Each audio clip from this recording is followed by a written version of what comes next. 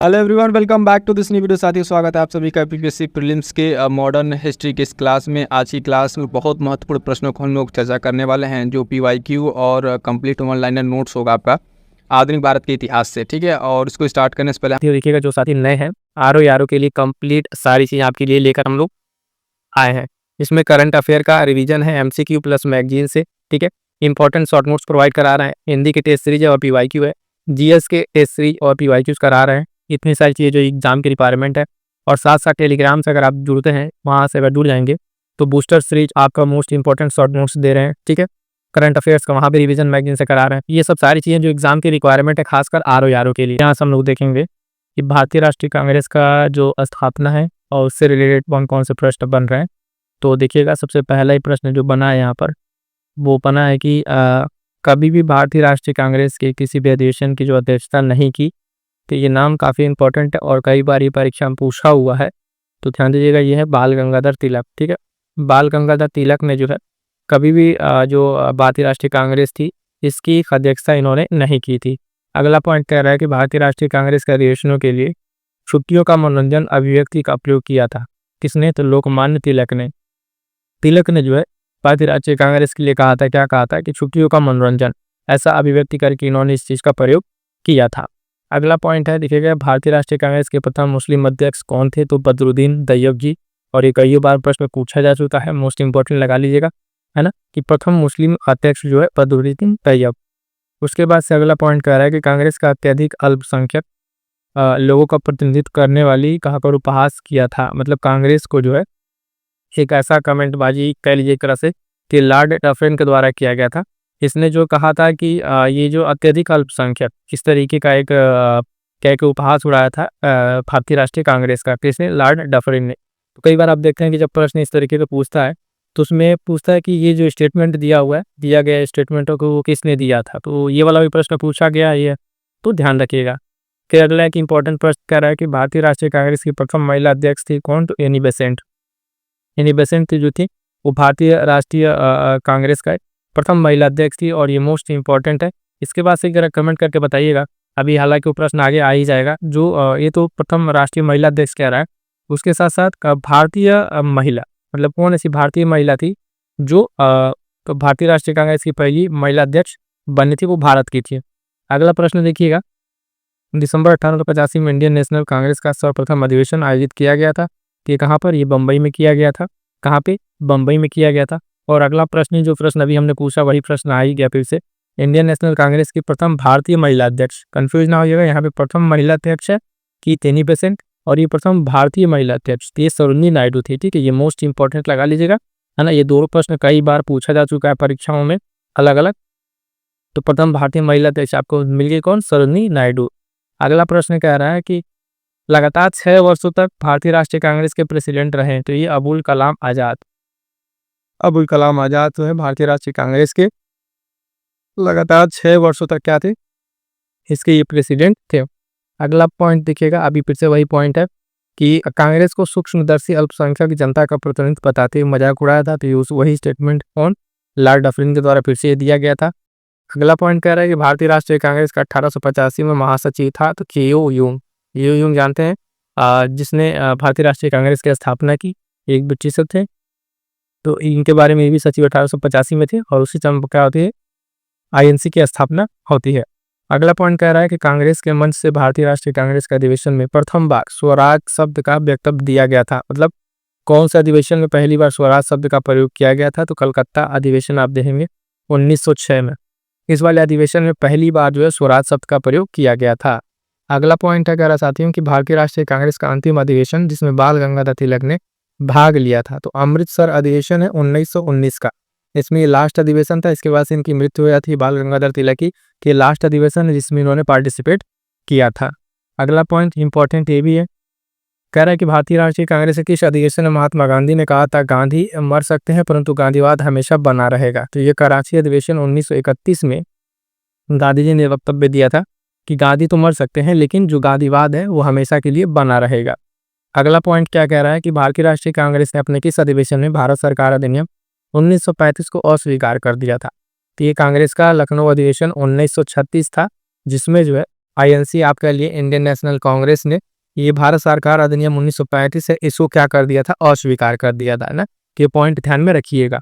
इसी तरीके लखनऊ अधिवेशन जब 1916 वाला हुआ था तो उसमें भी पूछता है कि उस समय जो है 1916 का अधिवेशन, एक उसमें उस टाइम उसकी अध्यक्षता किसने की थी, तो एसी मजूमदार का नाम आपने सुना होगा, अंबिका चंद्र मजूमदार, उन्होंने अध्यक्षता की थी। और वो इम्पोर्टेंट था क्योंकि उस समय जो आईएनसी और मुस्लिम लीग में समझौते हो चुके थे और कई सारी बातों पर उस पर सहमति जब बनी थी। अगला पॉइंट है, कह रहा है कांग्रेस गिरने के लिए लड़खड़ा रही है, भारत में रहते हुए मेरी एक विशेष महत्वाकांक्षा है कि शांतिपूर्ण अवसान में भी इसकी सहायता करो। यह घोषणा किसने की थी, तो लॉर्ड कर्जन, किसने, कर्जन ने ये बात बोली थी कि कांग्रेस जो है अब लड़खड़ा रही है और मेरी ये इच्छा है कि मैं भारत में रहते हुए इसको जो है शांतिपूर्ण तरीके से इसको मतलब मरने में कह लिया या फिर खत्म होने में इसी में मदद कर सकूं। अगला पॉइंट कह रहा है कि भारतीय राष्ट्रीय कांग्रेस के हरिपुर अधिवेशन की अध्यक्षता किसने की थी, तो एससी बोस, सुभाष चंद्र बोस ने की थी। हरिपुर जो अधिवेशन है उसकी अध्यक्षता 1938 के हरिपुरा कांग्रेस के अधिवेशन में सुभाष चंद्र बोस को अध्यक्ष के रूप में नामित किया गया था। तो किया गया था कब, डॉक्टर राजेंद्र प्रसाद के द्वारा आपके लिए हरिपुरा अधिवेशन में जो सुभाष चंद्र बोस को अध्यक्ष के रूप में नामित किया था, तो इसने डॉक्टर राजेंद्र प्रसाद ने। अगला पॉइंट क्या है, ये भी इंपॉर्टेंट है, प्रथम यूरोपीय अध्यक्ष जो आईएनसी का है ना, भारतीय राष्ट्रीय कांग्रेस का प्रथम निर्वाचित यूरोपीय अध्यक्ष कौन था, तो जॉर्ज यूले है ना। ये जॉर्ज यूले जो है प्रथम आपके लिए यूरोपीय थे जो क्या थे, इसके अध्यक्ष बने थे।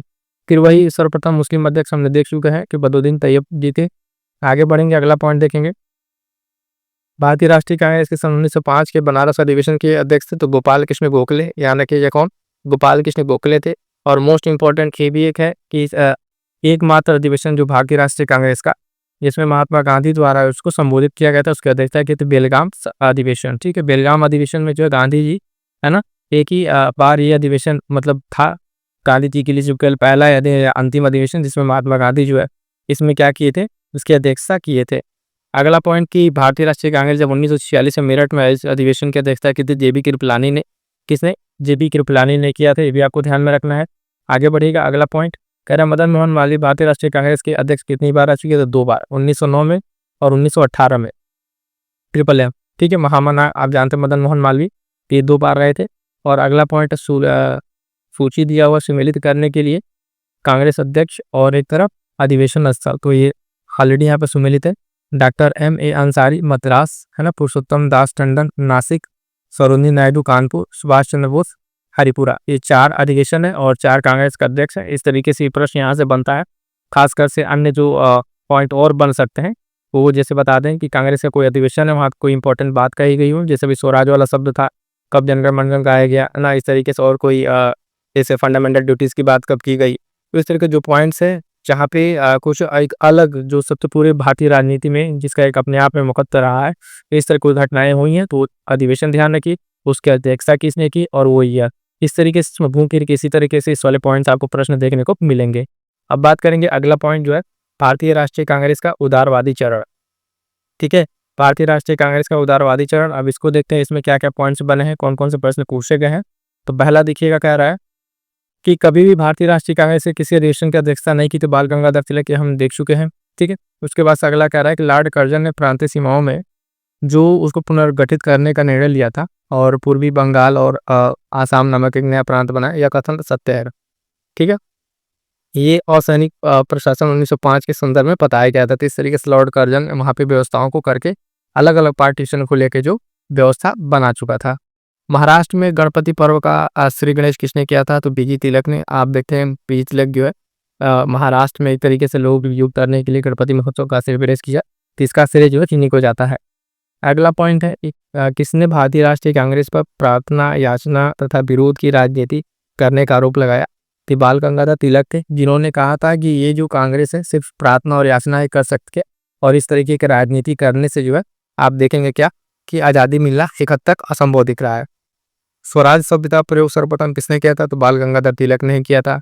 ठीक है, सबसे पहले अगर बात की जाए तो अगला पॉइंट कह रहा है गोपाल कृष्ण गोखले ने भारत सेवक मंडल सर्वेंट्स ऑफ इंडिया सोसाइटी की स्थापना की थी कब, 1905 में। कब, 1905 में यह स्थापना करते हैं और ये इंपॉर्टेंट रहा है, डेट भी ध्यान रखिएगा। जो अगला ही फिर से वही गणपति त्यौहार को राष्ट्रीय त्यौहार में बदल दिया गया और इसे राजनीतिक रंग दिया था किसने, तो तिलक ने किया था। जो पारंपरिक अभी महाराष्ट्र में गणपति महोत्सव मनाया जाता है, तो उसको किसने, तिलक ने इसको किया था। अब अगला पॉइंट एक सब हेडिंग है बंगाल विभाजन और स्वदेशी आंदोलन। इससे भी कई बार को प्रश्न पूछे गए हैं, खासकर मॉडर्न इंडिया में आप देखें तो 1905 से लेके और जब तक देश आज़ाद हुआ 1947 तक, यहाँ तक के बीच में बहुत सारे क्रोनोलॉजिकल ऑर्डर में प्रश्न पूछे गए हैं अलग अलग टाइम पे। तो सारे के सारे पॉइंट्स आपको ध्यान में रखने हैं। इसमें पहला पॉइंट कह रहा है कि वंदे मातरम भारतीय राष्ट्रीय कांग्रेस आंदोलन का शीर्ष गीत बना। कब बना, तो स्वदेशी आंदोलन में। स्वदेशी आंदोलन में जो है वंदे मातरम जो है जो INC है आपके लिए राष्ट्रीय कांग्रेस, इसका ये इस आंदोलन में क्या बना, तो शीर्ष गीत बन गया। कब, तो स्वदेशी आंदोलन में। ब्रिटिश पत्रकार HW नेविंसन जुड़े थे, तो स्वदेशी आंदोलन से ये जुड़े थे। क्रांतिकारी संगठन अभिनव भारत समाज की स्थापना की, तो विनायक दामोदर कर जो सावरकर, BD सावरकर कह लीजिए, उन्होंने अभिनव भारत समाज की स्थापना की। और ये इंपॉर्टेंट है, कई बार ये पूछा जा चुका है क्रांतिकारी संगठन अभिनव भारत के बारे में। बंगाल का विभाजन करने वाला जनरल था, तो ये कर्जन था। ठीक है, कर्जन बंगाल विभाजन संबंधित, और इसने एक हद तक जो भारत की एकता अखंडता थी उसको काफ़ी हद तक इसने चोट पहुंचाया, और उसके बाद से राजनीति जो ना एक अलग मोड़ पे चली गई। यह कथन है कि विदेशी कपड़ों को जलाना एक निष्ठुर बर्बादी है, तो रविन्द्रनाथ टैगोर ने कहा था जब स्वदेशी आंदोलन में इस तरह की चीज़ों को किया जाने लगा, तो विदेशी कपड़ों को जलाना क्या एक निष्ठुर बर्बादी कहा था, किसने, रविन्द्रनाथ टैगोर ने। अगला पॉइंट है कि बंगाल विभाजन के समय बंगाल का लेफ्टिनेंट गवर्नर कौन था, तो सर एंड्रूज फ्रेजर। ये प्रश्न भी खूब पूछा जा चुका है कि बंगाल के विभाजन के समय, साथियों ध्यान देंगे कि लेफ्टिनेंट गवर्नर कौन था, तो सर एंड्रूज फ्रेजर। और स्वदेशी के समर्थक थे तो कौन, दादा भाई नौरोजी जो थे ये स्वदेशी के समर्थक थे। 1904 से लगातार भारत को स्वशासन देने पर बल दिया था, तो ये दादा भाई नौरोजी ही थे। इनकी किताबें जो है ना, जो ड्रेन सिस्टम इकोनॉमी वाला है, वो कई बार पूछा जा चुका है। और ये कौन सी सोसाइटी की स्थापना करते हैं बाहर लंदन में, वो भी पूछा जा चुका है। और इनसे रिलेटेड बहुत सारी पॉइंट्स हैं, उसको आप एक बार जरूर शॉर्ट नोट्स बना लीजिएगा एजिया करके, ताकि आपके लिए इनसे प्रश्न जब आए तो आपसे गलत ना हो। ठीक है, PYQ करने का या फिर इस तरह के नोट्स पढ़ने का मतलब यही है कि आप जब खुद पढ़ते हैं तो आपको चीज़ें समझ में आने लगती है। अच्छा ये पॉइंट है, यहाँ से इस तरह के प्रश्न बना है, उसको तुरंत अपना जो एक नोट्स बना है वहाँ पॉइंट नोट कीजिए, और वहाँ से तुरंत ग्राफ के माध्यम से, चार्ट के माध्यम से जितने सारे पॉइंट्स एक जगह मेंशन करिए, ताकि फिर कभी जब एक पॉइंट आप रिवीजन करने आएंगे तो सारे के सारे पॉइंट जो है आपको वहाँ पे रिवीजन हो जाएंगे। तो ये सारे के सारे पॉइंट आपको इस तरीके से तैयार करते हुए आगे बढ़ना है। अगला पॉइंट कह रहा है वो आंदोलन जिसके चलते रविन्द्रनाथ ठाकुर ने आसाम जो अमार सोनार बांग्ला है नामक गीत की रचना की, तो सभी ने अवज्ञा आंदोलन। ठीक है, उस टाइम इन्होंने इसकी रचना की थी रविन्द्रनाथ ठाकुर ने। और ब्रिटिश वस्तुओं के बहिष्कार का सुझाव सबसे पहले दिया था तो कृष्ण कुमार मित्र ने। किसने, कृष्ण कुमार मित्र ने जो है ब्रिटिश वस्तुओं के जो आपके लिए बहिष्कार का सुझाव सबसे पहले दिया था। उसके बाद से बंगाल विभाजन 1905 की विरोध में हुए आंदोलन का नेतृत्व किया था सुरेंद्रनाथ बनर्जी ने। आप जान रहे हैं कर्जन के द्वारा 1905 में बंगाल विभाजन, और ये अपने आप में इसका जो नेतृत्व देखेंगे बंगाल विभाजन के विरोध में जो आंदोलन हुआ था सुरेंद्रनाथ बनर्जी के द्वारा किया गया था। अगला पॉइंट है स्वदेशी आंदोलन का नेतृत्व दिल्ली में किया था, तो सैयद हैदर रजा ने। जिसने, सैयद हैदर रजा ने जो है स्वदेशी आंदोलन का नेतृत्व अगर आप देखें तो कहाँ पे, दिल्ली में किया था। मद्रास में स्वदेशी आंदोलन का नेतृत्व किसने किया था, तो चिदम्बरम पिल्ले ने इनको यहाँ से क्या किया था, इसका नेतृत्व किया था। कहाँ से, मद्रास में। साउथ इंडिया में अगर बात करें तो वहाँ से इन्होंने क्या किया था, नेतृत्व किया था। विदेशी वस्त्रों की बर्बादी ही उनके सर्वोत्तम व्यवहार है, ये कथन किसका था, तो महात्मा गांधी का था। एक जगह देखिए विदेशी वस्त्रों की बर्बादी को निष्ठुर बर्बादी कहा गया, और एक जगह ही वस्त्रों की बर्बादी को जो सर्वोत्तम व्यवहार कहा गया, तो गांधी जी के द्वारा कहा गया ये बात। अगला पॉइंट है, ध्यान दीजिएगा कि 1905 में बंगाल विभाजन के परिणाम स्वरूप घटित हुआ पूर्वी बंगाल के मुस्लिम बाहुल्य प्रांत का निर्माण। तो ये बंगाल विभाजन का ही देन था, जो इस तरीके से विभाजन हुआ और अलग अलग पार्ट में चीज़ें बढ़नी शुरू हो गई थी। अब अगला पॉइंट है, इतने सारे पॉइंट्स के बाद से कि आप देखेंगे कांग्रेस का सूरत विघटन और कांग्रेस क्रांतिकारी जो आंदोलन है, यहाँ से कौन कौन से पॉइंट बने हैं, तो ये सब टॉपिक वाइज आप पॉइंट देते चलेंगे, है ना। आगे बढ़ेंगे। इसका अगला पॉइंट इसमें कह रहा है कि चेतन रूप से धर्मनिरपेक्ष विचारक थे, तो भगत सिंह। आप देखें यहाँ पे कौन, भगत सिंह थे। उसके बाद से कह रहा है कि काकोरी षड्यंत्र केस में प्रधान आरोपी रामप्रसाद बिस्मिल को उत्तर प्रदेश के शहर में फांसी दी गई थी। कहाँ पे, तो गोरखपुर में। ठीक है, रामप्रसाद बिस्मिल को जो गोरखपुर जेल में जो है इनको यहाँ तो फांसी दे दी गई थी। क्रांतिकारी जो काकोरी ट्रेन कांड से संबंधित नहीं था, तो खुदीराम बोस जो थे ये जो है आप देखेंगे काकोरी कांड से संबंधित का नहीं था खुदीराम बोस। बाकी इस प्रश्न को कैसे पूछा गया होगा, तो चार ऑप्शन अगर दे दिया तो 3 ऑप्शन वो नाम होंगे जो काकोरी कांड से जुड़े हुए हैं, और एक नहीं वाला, तो आपको उसमें खुदीराम बोस आपको ध्यान में रखना है। अगला पॉइंट है, ये भी इंपॉर्टेंट है, मोस्ट इंपॉर्टेंट लगा, ये इस तरह का टाउन कई बार पूछा जा चुका है। घटनाएं और उनका वर्ष। सबसे पहले गदर पार्टी की स्थापना देखिए 1913 में, ठीक है। बर्लिन में इंडियन इंडिपेंडेंस जो कमेटी की स्थापना 1916 में। उसके बाद से केंद्रीय असेंबली बम कांड 1929, चटगांव शस्त्रागार जो छापा है 1930। अब देखिएगा ये सब जो नाम अब आपको पीवाई के मिल गया, ये तो पॉइंट आपको ध्यान में रखना है। अब इनसे क्या करना है, जो अलग से प्रश्न मतलब बने नहीं घूम फिर किसी पे, तो ये जो पार्टी है या फिर संस्था है जिन जो बनी है उसके संस्थापक, ठीक है, संस्थापक और जो जिस वर्ष में घटित हो रही हैं उस समय कोई बड़ा उस तरीके से कोई ऐसी घटना जो उस पार्टी से रिलेटेड हो या फिर उस पर्सन से रिलेटेड हो। तो इस तरह से अगर आप पॉइंट्स को अगर देखना शुरू करेंगे तो आपको दिखेगा कि सारे के सारे पीवाईक्यू से ही आपको प्रश्न बनते दिखेंगे।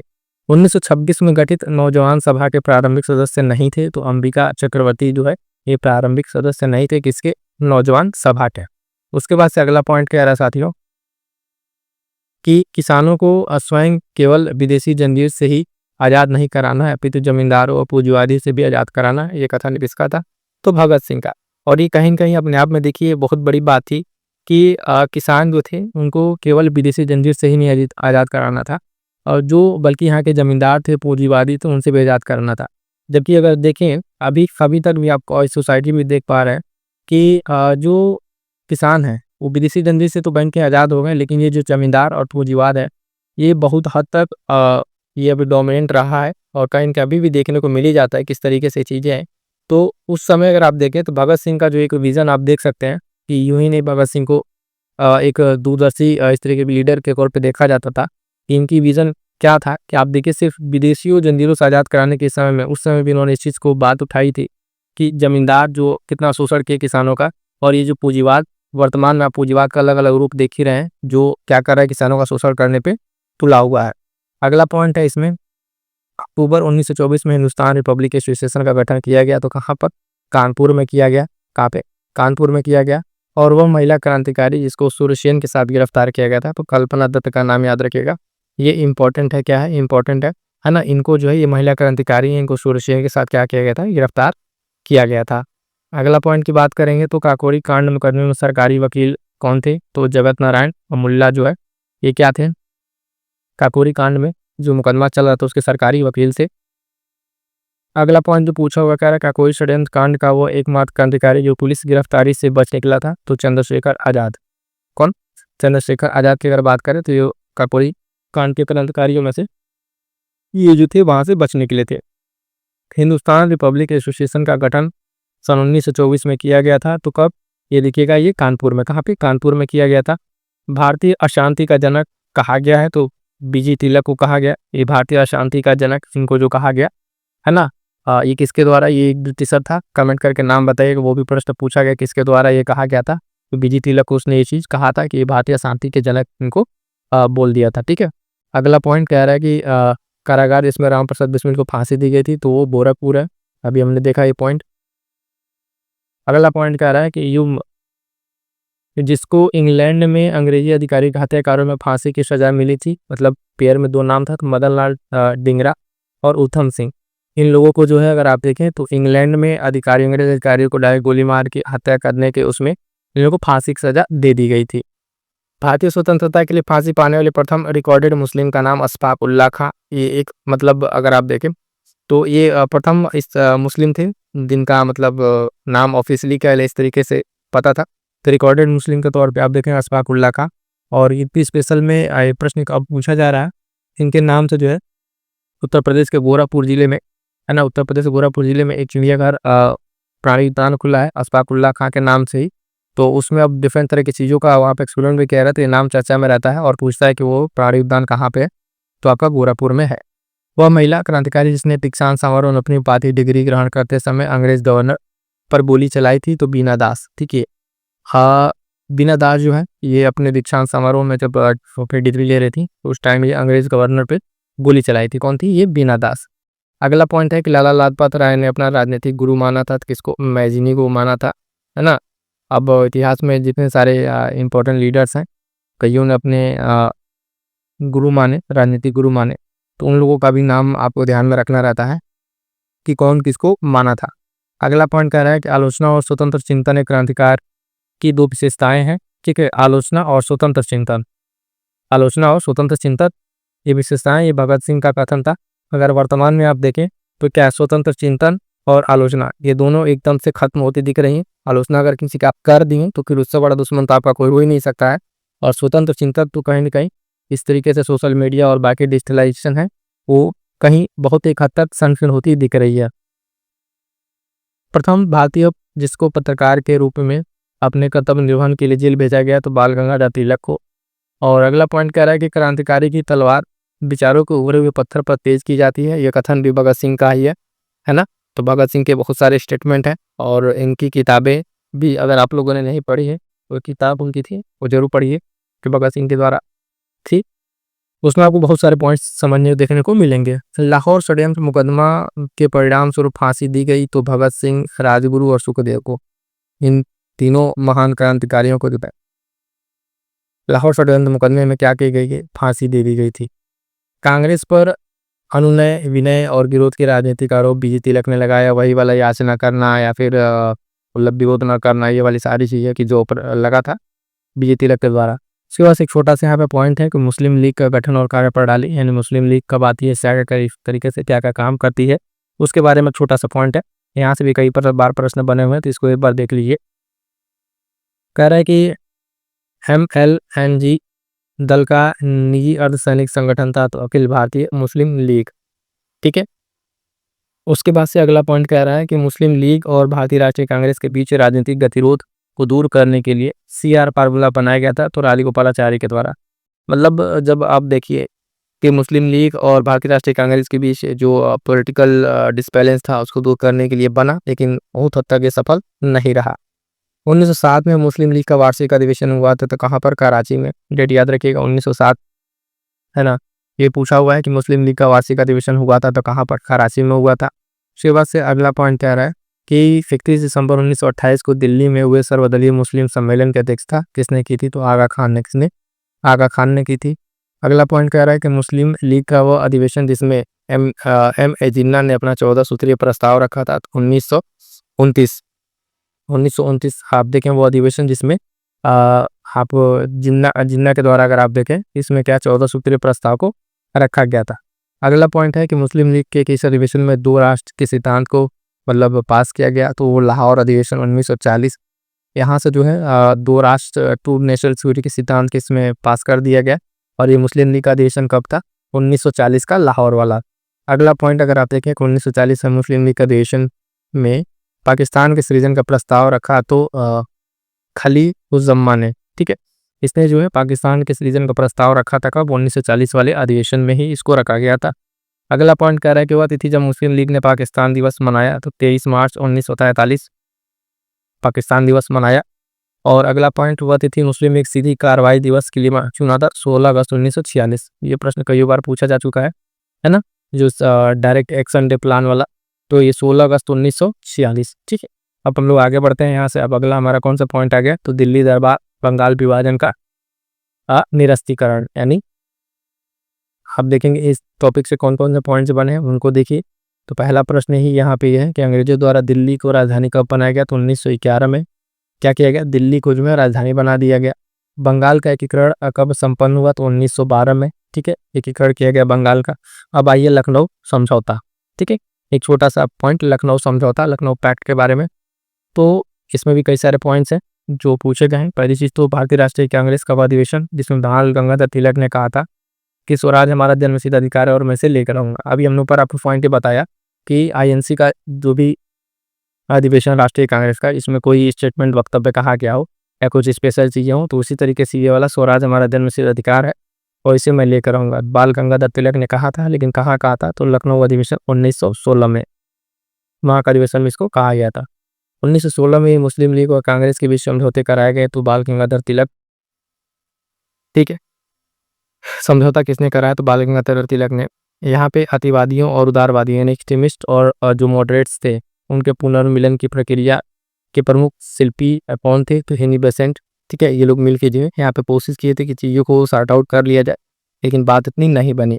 अगला पॉइंट, दिसंबर 1916 में इंडियन नेशनल कांग्रेस तथा इंडियन मुस्लिम लीग ने एक ही समय अपने अधिवेशन आयोजित किए थे, तो वही लखनऊ वाला, ठीक है, 1916 का। अगला पॉइंट कह रहा है कि होम रूल आंदोलन ठीक है। इंडियन होम रूल सोसाइटी स्थापित हुई थी 1905 लंदन में श्याम कृष्ण वर्मा जी द्वारा। ये इंपॉर्टेंट है, कई बार ये पूछा जा चुका है। इंडियन होम रूल सोसाइटी है ना 1905 और लंदन में श्याम कृष्ण वर्मा द्वारा। कई तीन प्रश्न है, कहाँ पर, कब और किसके द्वारा। 3 प्रश्न यहाँ पर, तीनों प्रश्न एक ही लाइन में आपको दे दिया गया। अगला पॉइंट कह रहा है कि वह जिन्होंने कांग्रेस के बनारस अधिवेशन की अध्यक्षता की, सूरत कूट के बाद उन्होंने उदारवादियों का नेतृत्व किया। उन्होंने दक्षिण अफ्रीका पहुंचकर गांधी जी के साथ संपूर्ण सेवा की और सर्वेंट्स ऑफ इंडिया सोसाइटी की स्थापना की थी। यहाँ स्थापना नाम पता चल गया होगा कौन है ये, गोपाल कृष्ण गोखले। कौन? गोपाल कृष्ण गोखले ही है। अगला पॉइंट कह रहा है कि आंदोलन जिसमें गांधी जी संबंधित नहीं थे, तो होम रूल आंदोलन, इससे जो गांधी जी का संबंध नहीं है। होम रूल आंदोलन आप कमेंट करके बताइए किन दो के साथ ये संबंधित है। और 1916 में जो है ये बहुत एक अपने आप चर्चा में था, जिसको ध्यान में रखिएगा। अगला पॉइंट कह रहा है कि बाल गंगाधर तिलक को लोकमान्य अभिषेक किया गया था होम रूल आंदोलन के समय। National liberation federation of India अस्तित्व में आया तो कांग्रेस में नरमपंथी तथा उग्रवादियों में मतभेद के कारण। ये सारे पॉइंट्स आपको ध्यान में रखने हैं। अगला पॉइंट कह रहा है कि होम रूल आंदोलन का मुख्य ध्येय क्या था, तो भारत में ब्रिटिश साम्राज्य के अंदर स्वशासन प्राप्त करना। क्या करना? स्वशासन प्राप्त करना। प्रथम विश्व युद्ध के दौरान आंदोलन जो भारत में लोकप्रिय हुआ था वो होम रूल आंदोलन ही था, जो बहुत ज़्यादा प्रचलित हुआ था। उसके बाद से अगला पॉइंट कह रहा है कि आर्थिक शांति के जनक के रूप में किस हुआ था, लोकमान्य तिलक को। और वही प्रश्न जो हमने आपको बताया था कि इनको अशांति का दूत किसने कहा था, तो बाल गंगाधर तिलक को भारतीय अराजकता का पिता कह लीजिए या शांति का दूत तो वैलेंटाइन शिरोल ने कहा था। ये जो अंग्रेज था कि इन्होंने लोकमान्य तिलक के बारे में ऐसी बातें कही थी। ठीक है, तो यहाँ तक इतने सारे पॉइंट्स आपको क्लियर हो गए होंगे। इसके बाद से हम लोग देखेंगे कौन सा, तो गांधीवादी का प्रारंभ और गांधी का दक्षिण अफ्रीका से लौटना, सत्याग्रह वगैरह, ये सारे पॉइंट यहाँ से हम लोग देखेंगे। इसमें पहला पॉइंट कह रहा है, ध्यान दीजिएगा, कह रहा है कि हम वल्लभ भाई पटेल को सरदार की उपाधि कब दी गई थी, तो ये बारदोली की महिलाओं द्वारा जो वहाँ पे जब पहुँचे थे सरदार पटेल, तो वहाँ पे इन महिलाओं ने इनको जो है सरदार की उपाधि दी थी। ठीक है, तो ये पॉइंट भी ध्यान में रखिएगा। अगला पॉइंट कह रहा है कि रविन्द्रनाथ टैगोर को अंग्रेजी सरकार ने सर की उपाधि 1915 में दी थी, जिसे उन्होंने जलियांवाला बाग जो नरसंहार उसके बाद से लौटा दिया था। तो 1919 में जब नरसंहार होता है उसके बाद से ये रविन्द्रनाथ टैगोर जी जो है अपनी उपाधि लौटा देते हैं। अगला पॉइंट है, करा क्रांतिकारी नेता कलकत्ता के क्रूर पुलिस कमिश्नर चार्ल्स टेगार्ट की हत्या का प्रयास किया था। तो ये जो है गोपीनाथ साहा के द्वारा किया गया था ये प्रयास। और ये कलकत्ता का एक बहुत ही क्रूर कमिश्नर था जिसका नाम था चार्ल्स टेगार्ट, उसकी हत्या का प्रयास इन्होंने किया था। अगला पॉइंट कह रहा है खादी को स्वतंत्रता की वर्दी कहा, यानी जो खादी है उसको क्या कहा, स्वतंत्रता की वर्दी कहा। इस बात को किसने कहा, तो महात्मा गांधी जी ने कहा था कि खादी जो है वो एक तरह की स्वतंत्रता क्या है, तो वर्दी का। अगला पॉइंट कह रहा है कि एम के गांधी ने, महात्मा गांधी ने निम्नलिखित भारतीय राष्ट्रीय कांग्रेस के अधिवेशनों में किस एक में सर्वप्रथम भाग लिया था, तो कलकत्ता अधिवेशन 1901। ये जो है यहाँ पे एक पॉइंट है, इसमें पहली बार जो भाग लिया था, इसके पहले वाला जो बेलगाम वाला था, बेलगाम वाला, उसमें गांधी जी अध्यक्षता किए हुए थे। क्या किए थे, गांधी जी इसमें अध्यक्ष बने हुए थे। और ये पहला अधिवेशन है जिसमें क्या किए हैं, भाग लिए हैं। अगला पॉइंट कह रहा है महात्मा गांधी ने सत्याग्रह शस्त्र का उपयोग सर्वप्रथम किया था, तो दक्षिण अफ्रीका में। जब गांधी जी दक्षिण अफ्रीका में थे तो वहाँ पर इन्होंने जो सबसे पहले क्या किया था, सत्याग्रह शस्त्र का प्रयोग किया था। सत्याग्रह शब्द को किसने गढ़ा था, तो महात्मा गांधी ने। और महात्मा गांधी ने भारत में अपना पहला जन भाषण दिया था तो बनारस में दिया था। ठीक है, कहाँ दिया था, तो बनारस में दिया था। तो ये पॉइंट ध्यान रखिएगा, बनारस में इन्होंने अपना पहला जन भाषण दिया था। और पहला सत्याग्रह जो है अभी आगे आएगा, तो जो उनके एक मील का पत्थर साबित हुआ, जो चंपारण सत्याग्रह से उनका स्टार्ट होता है, वो सारे पॉइंट्स भी हम लोग आगे देखेंगे। अगला पॉइंट कह रहा है कि महात्मा गांधी को आदेशित किया गया था कि भारत में प्रथम वर्ष खुले कान पर मुख बंद कर व्यतीत करें। ये बात जो है किसने कहा था, तो गोपाल कृष्ण गोखले ने उनको कहा था कि पहले जब भारत में आप आइए तो कान अपने खुले रखिए बेसिकली, और मुंह बंद रखिए, सिर्फ देखिए और सुनिए और समझने का प्रयास कीजिए कि भारत जो है वर्तमान में किस तरीके का भारत है, और फिर इसको समझने के बाद अपनी जर्नी को स्टार्ट कीजिएगा। भारतीय राष्ट्रीय कांग्रेस के अधिवेशन में महात्मा गांधी को चंपारण के किसानों की समस्याओं से अवगत कराया गया था। तो लखनऊ अधिवेशन 1916 वही जो मोस्ट इंपॉर्टेंट वाला था, वहीं पे जो है इनको अवगत कराया गया था महात्मा गांधी को, किसके, जो चंपारण के किसानों की समस्याएं थी। तो ये वाला अधिवेशन इसलिए भी इम्पोर्टेंट है। गांधी जी ने बंधुआ मजदूरों को मुक्त कराने का अभियान आरंभ किया था, तो कहाँ से? पटना से आरंभ किया था। उसके बाद से कह रहा है कि गोखले के राजनीतिक गुरु थे, तो कौन? एमजी रनाडे। ठीक है, एमजी रनाडे जो है ये गोखले के राजनीतिक गुरु थे, ये पॉइंट भी आपको ध्यान में रखना है। अगला पॉइंट कह रहा है साथियों कि एम के गांधी ने हिंद स्वराज लिखी, तो कब? 1909 में। 1909 में जो है महात्मा गांधी ने ये पुस्तक लिखी, हिंद स्वराज नामक। जलियांवाला बाग हत्याकांड हुआ तो 13 अप्रैल 1919। इस तरह के इतिहास की जो बड़ी बड़ी घटनाएं हैं उनको जो है क्रम के उसमें अरेंज करने के लिए पूछता है। क्रम में 4 दे देगा आपको, क्रम में अरेंज करना है कब कौन घटित हुआ, तो उसमें जो है उसको जहाँ पे आपको डेट मेंशन है वो डेट भी ध्यान रखना है। कई बार अप्रैल की 2 घटनाएं दे देगा, तो 1919 तो आपको याद रहेगा, लेकिन उस टाइम आपको जब एग्जैक्ट पता रहे किस महीने की घटनाएं हैं तब जाके वो सवाल आपसे बन पाएगा। आंदोलन में देखिए महात्मा गांधी ने पहली बार भूख हड़ताल का प्रयोग वो किया था, तो ये अहमदाबाद जो हड़ताल थी उसमें गांधी जी ने भूख हड़ताल को पहली बार अपने हथियार के रूप में प्रयोग किया था। चंपारण में जो 3 कठिया प्रथा है उसका तात्पर्य क्या है? 3 कठिया मतलब 3/20 जो भूभाग है उसके नील की खेती करना क्या था? अनिवार्य था। ये क्या थी? 3 कठिया पद्धति थी, जहाँ से किसान जो है बहुत परेशान थे। गांधी जी ने अपना प्रथम सत्याग्रह आरंभ किया था, तो मजदूरों को जो है कम मजदूरी दिए जाने के विरुद्ध में उन्होंने स्टार्ट किया था, मिल मजदूरों के लिए। अगला पॉइंट है कि चंपारण संघर्ष में महात्मा गांधी का साथ दिया था, तो राजेंद्र प्रसाद और अनुग्रह नारायण सिन्हा ने। ये 2 लोग हैं, ये मोस्ट इंपॉर्टेंट है, ये पूछा जा चुका है कई बार, है ना। हालांकि पूछा तो हर एक पॉइंट इसमें है, लेकिन कुछ ऐसे हैं जो कई बार रिपीटेड हैं, तो ये 2 नाम याद रखिएगा। चंपारण सत्याग्रह में महात्मा गांधी किन लोगों ने साथ दिया था? गांधी जी भारतीय राष्ट्रीय कांग्रेस के अध्यक्ष थे, तो बेलगांव अधिवेशन, अभी ये वाला पॉइंट हमने ऊपर किया है। अगला पॉइंट कह रहा है कि महात्मा गांधी के चंपारण सत्याग्रह का विरोध किया था, तो एनजी रंगा ने। एनजी रंगा ने जो क्या किया था, इनके चंपारण सत्याग्रह का क्या किया था? विद्रोह किया था। अगला पॉइंट कह रहा साथियों कि गांधी जी के नाम से पहले महात्मा जोड़ा गया, तो ये कब हुआ था? तो चंपारण सत्याग्रह के दौरान, यानी चंपारण सत्याग्रह के दौरान ही अगर आप देखें तो गांधी जी के नाम से पहले क्या जोड़ा गया? महात्मा शब्द जुड़ गया था। अगला पॉइंट कह रहा है कि जलियांवाला बाग नरसंहार पर कांग्रेस जांच समिति की रिपोर्ट के प्रारूप लिखने का कार्य किसको सौंपा गया था? तो महात्मा गांधी को सौंपा गया था। और गांधी जी जो है ये राम राज्य के युगल सिद्धांत थे, तो सत्य और अहिंसा, यानी गांधी जी का जो एक सिद्धांत था उसमें जो सबसे टॉप पे क्या है? ये सत्य और अहिंसा। उनके 2 एक तरह के सिद्धांत थे जिनको गांधी जी बहुत ही बखूबी फॉलो करते थे। जलियांवाला बाग हत्याकांड के विरोध में जो वायसराय है उसके कार्य परिषद से किसने त्याग दे दिया था? तो शंकर जो नायर है, सर शंकर नायर कहिए, इन्होंने जो है इस हत्याकांड के बाद से विरोध दर्ज कराने के लिए वायसराय के कार्य परिषद से त्याग पत्र दे दिया था। अगला पॉइंट का दक्षिण अफ्रीका में रहने वाली अवधि में महात्मा गांधी ने जिस पत्रिका का प्रकाशन किया उसका नाम था, तो इंडियन ओपिनियन। गांधी जी द्वारा प्रकाशित जितनी पत्रिकाएं हैं उसका आपको आपके पास जो है एक जगह नोट्स होने चाहिए, वो पॉइंट आपसे बार बार पूछता है।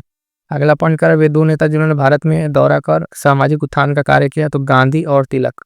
ये 2 ऐसे नेता हैं जिन्होंने भारत का दौरा किया और इसके सामाजिक उत्थान के लिए क्या किया? कार्य को किया। आगे बढ़ेंगे साथियों, देखेंगे अगला पॉइंट। अगला पॉइंट कह रहा है कि एम के गांधी समर्थक थे, तो दार्शनिक अराजक जो अराजकतावाद है उसके समर्थक थे ये। करमचंद गांधी दीवान थे कहाँ के? तो पोरबंदर, राजकोट, बीकानेर में जो है यहाँ पे इसी जगह पे जो है दीवान थे। गांधी जी की दृष्टि में अहिंसा का अर्थ क्या है? तो सत्य की प्राप्ति का रास्ता, यानी गांधी जी इसकी अगर बात की जाए तो उन्होंने अहिंसा का अर्थ क्या बताया? तो बताया सत्य की प्राप्ति का एक रास्ता है। दक्षिण अफ्रीका का जो रेलवे स्टेशन जहां गांधी को ट्रेन से फेंक दिया गया था, तो पीटर जो मारिट्सबर्ग है वहां पे गांधी जी को क्या किया गया था? जो स्पेशल ट्रेन थी वहां से इनको स्पेशल ट्रेन से गांधी जी को फेंक दिया गया था बाहर, कि ये पॉइंट भी आपसे पूछा जा चुका है। अगला पॉइंट कह रहा है वह व्यक्ति जिसने 4 अप्रैल 1919 को दिल्ली की जामा मस्जिद के प्रवचन मंच से हिंदू मुस्लिम एकता पर भाषण दिया था, तो स्वामी श्रद्धानंद। इन्होंने जो है दिल्ली से जो है जामा मस्जिद से इन्होंने स्वामी श्रद्धानंद ने हिंदू मुस्लिम एकता पर भाषण दिया था। गांधी जी के अनुसार हिंसा का क्रूरतम रूप क्या हो सकता है? तो गरीबी का अस्थायित्व। गांधी जी के द्वारा मुद्दे बताया गया हिंसा का क्रूरतम रूप क्या है? तो गरीबी का अस्थायित्व होना, ये इनके द्वारा बताया गया था। अगला पॉइंट कह रहा है कि वह कारागार जिसे गांधी जी ने मंदिर का नाम दिया था, तो ये यरवदा जेल है जिसको गांधी जी ने क्या कहा था? मंदिर का नाम दिया था। गांधी जी ने सेवा धर्म अपनाया था, तो कहाँ पर? दक्षिण अफ्रीका में। ठीक है, ध्यान रखिए गांधी ने सेवा धर्म कहाँ अपनाया था? तो दक्षिण अफ्रीका में। और गांधीयन इनोवेशन तो गांधी जी का जो नवाचार उसका तात्पर्य क्या है कि कम निवेश से अधिक उत्पादन अधिक लोगों के लिए। ठीक है, कम निवेश से अधिक उत्पादन किसके लिए? अधिक लोगों के लिए। ये बात गांधी जी के लिए बताई गई। और भारतीय स्वतंत्रता को प्राप्त करने के लिए जो निष्क्रिय विरोध करने के लिए जाने जाते हैं तो गांधी जी हैं, जिन्होंने लगातार प्रयास किया था। और ब्रिटिश निर्मात जो उपस्थित आपकी वस्तुएं हैं ब्रिटिश के द्वारा, उसका बहिष्कार किया गांधी जी, क्योंकि ब्रिटेन भारत को एक क्या बड़ा जो बाजार बनाता था, निर्मित वस्तुओं को बाजार समझता था, मतलब मैन्युफैक्चरिंग कर लेकर कह लीजिए, और फिर बेचने के लिए भी। तो उसके लिए गांधी जी ने क्या किया, विदेशी वस्तुओं का बहिष्कार करने का एक रास्ता निकाला। गोखले माय पॉलिटिकल गुरु, ये पुस्तक किसकी है? तो गांधी जी की पुस्तक है, गोखले माय पॉलिटिकल गुरु। अगला पॉइंट कह रहा है कि एम के गांधी के अनुसार, है ना, अस्पृश्यों का सामाजिक आर्थिक सुधार किया जा सकता है उनके लिए कुटीर उद्योग स्थापित करके। क्या करके? कुटीर उद्योग स्थापित करके ये चीज किया जा सकता है। अगला पॉइंट कह रहा है गांधी जी की जो है सत्याग्रह रणनीति में अंतिम स्थान प्राप्त है तो उपवास। सबसे अंतिम जो क्या है तो उपवास इनका सबसे उसमें प्राप्त है सत्याग्रह के, अगर उसमें देखें तो। अगला पॉइंट कह रहा है महात्मा गांधी के अनुसार राजनीति का तात्पर्य था तो जन कल्याण के लिए सक्रियता। यानी गांधी जी के लिए जो राजनीति है उसका तात्पर्य क्या था? तो जन कल्याण करना या उसके लिए आगे बढ़ते रहना। महात्मा गांधी से संबंधित नहीं है तो होम रूल आंदोलन, अभी हमने वो पॉइंट देखा, हमने ये प्रश्न देख चुके हैं। अगला इंपॉर्टेंट है, कह रहा है कि हरिजन सेवक संघ की स्थापना की थी तो महात्मा गांधी ने। किसे? महात्मा गांधी ने जो है, आप देखिए, हरिजन सेवक संघ की स्थापना की है, ये ध्यान रखिएगा। और गांधी जी द्वारा संचालित आंदोलनों का सही क्रम फिर से देखिए पूछ लिया, जैसे चंपारण 1917, असहयोग आंदोलन 1920, दांडी मार्च 1930। ये कुछ इंपॉर्टेंट आपके आंदोलन है गांधी जी के द्वारा जिनका क्रमवार आपसे पूछा जा चुका है। अब आगे बढ़ेंगे, देखेंगे छोटा सा पॉइंट, साम्यवादी आंदोलन और उसका विभिन्न दल कौन कौन से हैं। तो उन दलों में कौन कौन से दल हैं, किनके द्वारा संचालित है। पहला कह रहा पॉइंट इसमें कि दिल्ली में वायसराय लॉर्ड हार्डिंग पर बम फेंकने के लिए उत्तरदायी था तो अनुशीलन समिति। कौन? अनुशीलन समिति जो है ये उत्तरदायी संस्था थी लॉर्ड वायसराय जो आप देखेंगे हार्डिंग पर बम फेंकने के लिए। 1918 में अगला पॉइंट कह रहा है प्रथम मजदूर संघ की स्थापना की थी तो वीपी वाडिया ने। किसने? वीपी वाडिया ने की थी। अखिल भारतीय ट्रेड यूनियन कांग्रेस के प्रथम अध्यक्ष थे तो लाला लाजपत राय। कौन? लाला लाजपत राय जो थे ये प्रथम अध्यक्ष थे। इंपॉर्टेंट है, कई बार ये प्रश्न पूछा जा चुका है। अगला पॉइंट कह रहा है कि 1929 में नागपुर में संपन्न all India trade union Congress की अध्यक्षता किसने की? तो जवाहरलाल नेहरू ने। किसने? जवाहरलाल नेहरू ने की थी, ध्यान दीजिएगा। अगला कह रहा है पॉइंट कि वह व्यक्ति जिसने 1931 में गुरुवायूर मंदिर में अछूतों को प्रवेश संबंधी प्रयास जो उसके लिए नेतृत्व किया था तो पीएस तिरुमाम्बूर जो थे, इन्होंने प्रयास किया था। कहाँ पे? जो मंदिरों में अछूतों को प्रवेश से संबंधित इन्होंने प्रयास किया था। अगला पॉइंट कह रहा है कि 1939 में all India state people's Congress जो कॉन्फ्रेंस थी उसके अध्यक्ष कौन थे? तो जवाहरलाल नेहरू थे। ठीक, कौन थे? जवाहरलाल नेहरू, ध्यान दीजिएगा। अगला पॉइंट कह रहा है जलियांवाला बाग त्रासदी से जुड़ा सैन्य अधिकारी कौन? इसको बोल सकता है जनरल डायर, है ना। ये इतनी बड़ी त्रासदी करे निहत्थे लोगों पर गोलियां चलवाई। अगला पॉइंट कह रहा है वो आंदोलन जिसको राष्ट्रीय स्वतंत्रता का मुस्लिम युद्ध के रूप में जाना जाता है या माना जाता है वहाबी आंदोलन। ठीक है, तो ये राष्ट्रीय आंदोलन में ही भी एक पॉइंट था वहाबी आंदोलन के लिए। अगला पॉइंट कह रहा है कि वर्ष 1940 में रेडिकल डेमोक्रेटिक पार्टी का संगठन किया था तो एम.एन. रॉय। कौन? एम.एन. रॉय के द्वारा इसको किया गया था। अगला पॉइंट है सोमेंद्र नाथ टैगोर द्वारा स्थापित दल का नाम तो क्रांतिकारी साम्यवादी दल, इनके द्वारा स्थापित एक क्या है ये, तो ध्यान दीजिएगा ये कि क्रांतिकारी साम्यवादी दल था, इनके द्वारा स्थापित था। अगला पॉइंट कह रहा है कि महात्मा गांधी का संघर्ष जो औद्योगिक श्रमिकों से संबंधित था तो अहमदाबाद का जो उनका एक संघर्ष कह लीजिए या फिर वहाँ का जो आंदोलन उनसे संबंधित था। कानपुर षड्यंत्र जो मुकदमा है कि नेताओं के विरुद्ध था तो साम्यवादी जो आंदोलन के नेता थे उनके विरुद्ध था। आगे बढ़िएगा, देखिए अगला पॉइंट छोटा सा खिलाफत आंदोलन। खिलाफत आंदोलन से भी कई प्रश्न बने हैं और इसमें जो पहला प्रश्न है वो देखिए वो क्या कह रहा है। पहला प्रश्न या पॉइंट कह लीजिए, कह रहा है कि वह आंदोलन जिसमें हिंदू मुस्लिम एकता का वास्तविक रूप सामने आया तो खिलाफत आंदोलन था। क्या था? खिलाफत आंदोलन। गांधी जी को सावधान किया गया था कि वे मुस्लिम धार्मिक नेताओं और उनके अनुयायियों के कट्टरपन को प्रोत्साहित न करे। मोहम्मद अली जिन्ना थे। किस थे? मोहम्मद अली जिन्ना ने। ठीक, अगला पॉइंट कह रहा है कि वर्ष 1919 में अखिल भारतीय खिलाफत जो सम्मेलन है उसका अध्यक्ष किसको चुना गया? तो महात्मा गांधी को। और भारतीय नेता जिसने खिलाफत आंदोलन का समर्थन नहीं किया था तो मदन मोहन मालवीय।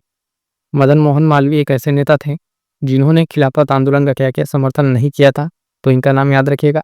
कई बार जो इम्पोर्टेंट आंदोलन है इससे रिलेटेड कौन कौन से लोग हैं और में कौन समर्थन किया कौन समर्थन नहीं किया, ये सभी पॉइंट्स पूछे जाते हैं। अगला पॉइंट कह रहा है खिलाफत आंदोलन का परिणाम था हिंदू मुस्लिम मतभेदों में कमी आई। मतलब जो खिलाफत आंदोलन था उसका रिजल्ट क्या मिला, तो जो हिंदू मुस्लिम आपके लिए मतभेद था उसमें क्या हुई, कमी हुई। और अगला पॉइंट कह रहा है खिलाफत आंदोलन के दौरान हाजी को उल मुल्क की पदवी त्याग दी, तो हकीम अजमल खान ने, ठीक है, इन्होंने ये उपाधि क्या कर दी थी, त्याग दी थी। अगला पॉइंट है असहयोग आंदोलन। असहयोग आंदोलन संबंधित क्या क्या पॉइंट्स बने हैं उसको देखिए। सबसे पहला पॉइंट इसमें कह रहा है कि प्रारंभ में असहयोग नीति के पक्ष में नहीं थे, परंतु बाद में गांधी के पक्ष में हो गए, तो ये लाला लाजपत राय। महात्मा गांधी ने 1922 में असहयोग आंदोलन को वापस ले लिया चौरा चौरी में हुई हिंसा के कारण, ठीक है। 1922 में जो है गांधी कह दिए असहयोग आंदोलन को वापस ले लेते हैं। अगला पॉइंट कह रहा है कि 1 वर्ष के अंतर्गत स्वराज की प्राप्ति का लक्ष्य था, तो असहयोग आंदोलन का इसका जो क्या लक्ष्य रखा गया था, तो लक्ष्य रखा गया था 1 वर्ष के अंतर्गत स्वराज की प्राप्ति। अगला पॉइंट कह रहा है कि खिलाफत आंदोलन के साथ आरंभ किया गया था, तो असहयोग आंदोलन। चौरा चौरी किस जनपद में है, तो ये आपके उत्तर प्रदेश के गोरखपुर जिले में है चौरा चौरी। यहाँ पर ये हिंसा हुई थी जिसके कारण उस आंदोलन को क्या कर दिया गया था, स्थगित कर दिया गया था। 1 वर्ष के भीतर लक्ष्य की प्राप्ति वाला आपको बताया दिया असहयोग आंदोलन था। 1920 के नागपुर में जो भारतीय राष्ट्रीय कांग्रेस का अधिवेशन था उसके प्रस्ताव को प्रस्तावित किसने किया था, तो CR दास ने। किसने? CR दास ने इसको प्रस्तावित किया था। अगला पॉइंट है साथियों की ध्यान दीजिएगा कि महात्मा गांधी द्वारा चलाया गया प्रथम जन आंदोलन था, तो असहयोग आंदोलन। असहयोग आंदोलन जो है क्या था, प्रथम जन आंदोलन था। असहयोग आंदोलन के दौरान विदेशी कपड़ों को जलाया जाना एक निश्चित बर्बादी, ये किसने कहा था, तो रविन्द्रनाथ टैगोर ने कहा था। ये पॉइंट हम लोग देख चुके हैं। अगला पॉइंट कह रहा है कि असहयोग आंदोलन को समर्थन दिया परंतु इसके परिणाम नहीं देख सके, तो बाल गंगाधर तिलक, बीच में इनकी मृत्यु हो जाती है। और वही जो 1919 का आखिरी अधिवेशन था कांग्रेस वाला, उसमें इन्होंने पार्टिसिपेट किया था। चौरा चौरी की जब घटना होती है उस समय महात्मा गांधी कहाँ थे, तो महात्मा गांधी बारदोली में थे जब चौरी चौरा की घटना होती है और सुनने के बाद एकदम हताहत हो जाते हैं। ब्रिटिश सरकार ने महात्मा गांधी को जो उपाधि दी थी जिसको असहयोग आंदोलन में वापस कर दिया था, तो कैसर हिंद की एक उपाधि थी जो महात्मा गांधी को ब्रिटिश द्वारा दी गई थी, और इसको जो है महात्मा गांधी असहयोग आंदोलन के समय क्या कर दिए, तो वापस कर दिए। अगला पॉइंट महात्मा गांधी के साथ और मुसलमान जिसने बाल गंगाधर तिलक की अर्थी उठाई, तो शौकत अली। ये नाम इम्पोर्टेंट है ना, क्योंकि उस टाइम जो है ये मुस्लिम थे जिन्होंने इनकी अर्थी को उठाया था, बाल गंगाधर तिलक को। इनका नाम पूछा जा चुका है, ध्यान रखिएगा। अगला पॉइंट कह रहा है 1921-22 के असहयोग आंदोलन का मुख्य प्रतिकूल क्या था, तो हिंदू मुस्लिम एकता। असहयोग आंदोलन के दौरान अपनी वकालत किसने छोड़ दी थी, तो चित्तरंजन दास ने, ठीक है। किसने? चित्तरंजन दास थे, उन्होंने क्या किया था, अपनी वकालत को छोड़ दिया था। अगला पॉइंट है कि दिल्ली में 24 फरवरी 1922 को आयोजित अखिल भारतीय कांग्रेस समिति की बैठक में असहयोग आंदोलन वापस लेने के लिए गांधी जी के विरुद्ध निंदा प्रस्ताव प्रस्तुत किया था, तो डॉक्टर मुंजे ने। अगला पॉइंट है कह रहा है कि तार द्वारा महात्मा गांधी को चौरी चौरा की घटना की सूचना किसने दी थी, तो दशरथ प्रसाद द्विवेदी जी थे, इन्होंने जो गांधी जी को इसकी सूचना दी थी। और अगला पॉइंट है कि गैर सहयोग आंदोलन के रचनात्मक कार्यक्रमों में नहीं था, तो विदेशी कपड़ों का बहिष्कार, ये जो उसके कार्यक्रम में ये नहीं था। आज़ादी हमारी पहुंच के अंतर्गत है, इसे कसकर पकड़ लेना है, यह कथन किसका था, तो महात्मा गांधी जी का था कि आज़ादी हमारी पहुंच के अंतर्गत है और इसे कसकर पकड़ लेना है। क्लियर है यहाँ तक?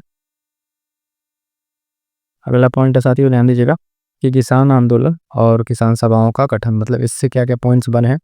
तो पहला पॉइंट कह रहा है, इंपॉर्टेंट रहेगा ये पॉइंट, अवध में हुए एक आंदोलन का मुख्य उद्देश्य क्या था, तो लगान का जो है नगद में परिवर्तन करना, ये मुख्य उद्देश्य था।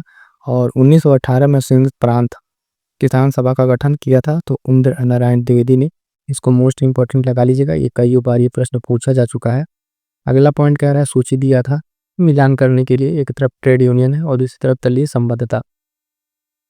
तो ये मिलान यहाँ पर देखिए, भारतीय मजदूर संघ 1955, ये Bharatiya Janata party, Indian national trade union Congress भारतीय राष्ट्रीय कांग्रेस से संबंधित, यूनाइटेड ट्रेड यूनियन कांग्रेस जो है ये कम्युनिस्ट पार्टी ऑफ इंडिया जो मार्क्सवादियों से संबंधित है, और all India trade union Congress जो 1920 ये कम्युनिस्ट पार्टी ऑफ इंडिया से संबंधित है। तो ये पॉइंट थोड़ा सा इंपॉर्टेंट रहेगा, ये रिसेंट के प्रीलिम्स एग्जाम से पूछा हुआ है, तो इसके रिपीट होने के चांसेस ज़्यादा है, या इनमें से कोई 1-2 पॉइंट लेके फिर से आगे प्रश्न बन सकता है, ठीक है। तो उसको आप अच्छे से ध्यान रखिएगा। इनके जो ईयर है या तो उसको आपसे अरेंज करने के लिए फिर से पूछ दे कि इनके क्रम में अरेंज कीजिए, ये भी पॉसिबिलिटी यहाँ पे हो सकती है। अगला प्रश्न, वो क्षेत्र जहाँ बाबा रामचंद्र ने किसानों को संगठित किया था, तो अवध में इन्होंने संगठित किया था और अवध में ये सब आंदोलन हुआ था। तेभागा आंदोलन 1946 में जो हुआ था उसका संबंध किससे था, तो किसानों से था तेभागा आंदोलन। अगला पॉइंट है, देखिएगा भारत के बाहर जो क्रांतिकारी गतिविधियां हुई उनसे छोटे छोटे क्या क्या पॉइंट्स बने हैं। तो कह रहा है कि गदर पार्टी की स्थापना 1913 में सैन फ्रांसिस्को अमेरिका में किया था। किसने, तो लाला हरदयाल द्वारा किया गया था। किसकी स्थापना, गदर पार्टी की 1913 में। कहाँ पे, सैन फ्रांसिस्को में। 3 पॉइंट है, पार्टी किसके द्वारा स्थापना, है ना, कब किया गया और कहाँ पे किया गया, तो ये सब पॉइंट्स आपको ध्यान में रखने हैं।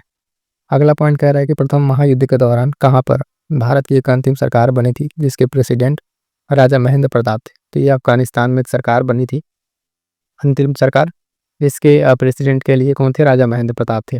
गदर पार्टी के नेता वही लाला हरदयाल। उसके बाद से अगला पॉइंट है कि गदर पार्टी की स्थापना हुई थी तो संयुक्त राज्य अमेरिका में जो सैन फ्रांसिस्को है वहाँ पे इसकी स्थापना होती है। अगला पॉइंट साथियों कह रहा है कि कामा गाटामारू ये क्या था, तो ये कनाडा की यात्रा पर निकला एक जलपोत था, एक जहाज था। अगला पॉइंट कह रहा है कि संयुक्त राज्य अमेरिका में भारतीय क्रांतिकारियों द्वारा प्रकाशित किया जाने वाला पत्र गदर कितनी भाषाओं में निकाला जाता था, तो ये 4 भाषाओं में निकाला जाता था, ध्यान रखिएगा। अगला पॉइंट है स्वराज पार्टी से संबंधित क्या क्या पॉइंट्स है उसको देखिए। तो स्वराज पार्टी जो है इसके गठन से कौन संबंधित है, तो CR दास और मोतीलाल नेहरू, ये 2 लोग इससे संबंधित हैं। आप ध्यान रखिएगा स्वराज पार्टी काफ़ी इंपॉर्टेंट इसका रोल था। स्वराज पार्टी के गठन में शामिल हुए तो लाला लाजपत राय इसमें शामिल होते हैं। अगला पॉइंट कह रहा है महात्मा गांधी के साथ चंपारण सत्याग्रह में भाग लेने वाले कौन सम्मिलित थे, तो राजेंद्र प्रसाद और अनुग्रह नारायण सिन्हा। इनको भी ध्यान रखिएगा, ये पॉइंट हालांकि हमने ऊपर देख रखा है। स्वराज पार्टी के संस्थापक थे तो CR दास। देश बंधु के नाम से कौन प्रसिद्ध थे, तो चित्तरंजन दास, इनको CR दास जो है ये प्रसिद्ध थे। अगला पॉइंट कह रहा है कि वर्ष 1929 में जारी किए गए दीपावली घोषणा पत्र का संबंध किससे है, तो डोमिनियन स्टेट से। किससे, डोमिनियन स्टेट से इसका संबंध ध्यान में रखिएगा। अगला पॉइंट कह रहा है स्वराज पार्टी के निर्माण के लिए कांग्रेस के अध्यक्ष पद से त्याग पत्र दिया था, किसने, तो CR दास ने। किसने, CR दास ने दिया था। अगला पॉइंट है स्वतंत्रता पूर्व भारत में किसने केंद्रीय विधानसभा में स्वराज दल का समर्थन किया था, तो जिन्ना ने इसको समर्थन दिया था। और स्वराज पार्टी से संबंधित है तो एक नाम है MR जयकर, ये भी जो है स्वराज पार्टी से संबंधित है। अगला पॉइंट है ध्यान दीजिएगा, कह रहा है साइमन कमीशन जो है और नेहरू रिपोर्ट। साइमन कमीशन आया उसके बाद से नेहरू रिपोर्ट, इस पे क्या क्या पॉइंट है, तो कह रहा है साइमन कमीशन ने यात्रा नहीं की गई थी, ठीक है, तो ग्वालियर। 4 ऑप्शन दिया कहाँ कहाँ पे यात्रा किया होगा। अगला पॉइंट है कि भारत में साइमन कमीशन के बहिष्कार के मुख्य कारण क्या थे, तो सभी अंग्रेजी सदस्य जो थे, मतलब जो साइमन कमीशन बना तो उसमें सारे के सारे अंग्रेज सदस्यों का होना यही कारण था। और किसके सुझाव पर भारतीयों को साइमन कमीशन से बाहर रखा गया था, तो लॉर्ड इरविन। लॉर्ड इरविन के सुझाव पे इनको भारतीय को बाहर रखा गया था। साइमन कमीशन भारत आया तो 1928 में ये भारत आता है।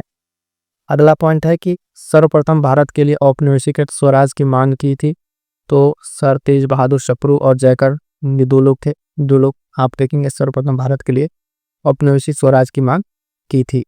अगला पॉइंट है कि साइमन गो बैक के नारे का निर्माण किसने किया था, तो यूसुफ मेहर अली, इन्होंने साइमन गो बैक का नारा जो है उसको दिया। अगला पॉइंट कह रहा है फरवरी 1928 में आयोजित सर्वदलीय जो सम्मेलन है उसके अध्यक्ष कौन थे, तो डॉक्टर MA अंसारी, ठीक है, डॉक्टर MA अंसारी जो है इसके अध्यक्ष है। अगला पॉइंट है कांग्रेस का लाहौर अधिवेशन से संबंधित और पूर्ण स्वराज वाली बात, यहाँ पे क्या क्या पॉइंट है, तो पॉइंट है कह रहा है कि वह वर्ष जब इंडियन नेशनल कांग्रेस ने पूर्ण स्वाधीनता को अपनाना अपना लक्ष्य किया, तो 1929 कांग्रेस का वही लाहौर अधिवेशन, है ना।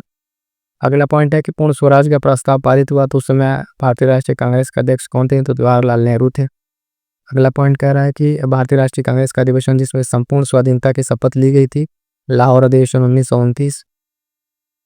और कह रहा है 1929 में कांग्रेस के लाहौर अधिवेशन में पारित संकल्प में शामिल नहीं था, तो अस्पृश्यता का उन्मूलन, ये पॉइंट जो उसमें शामिल नहीं था।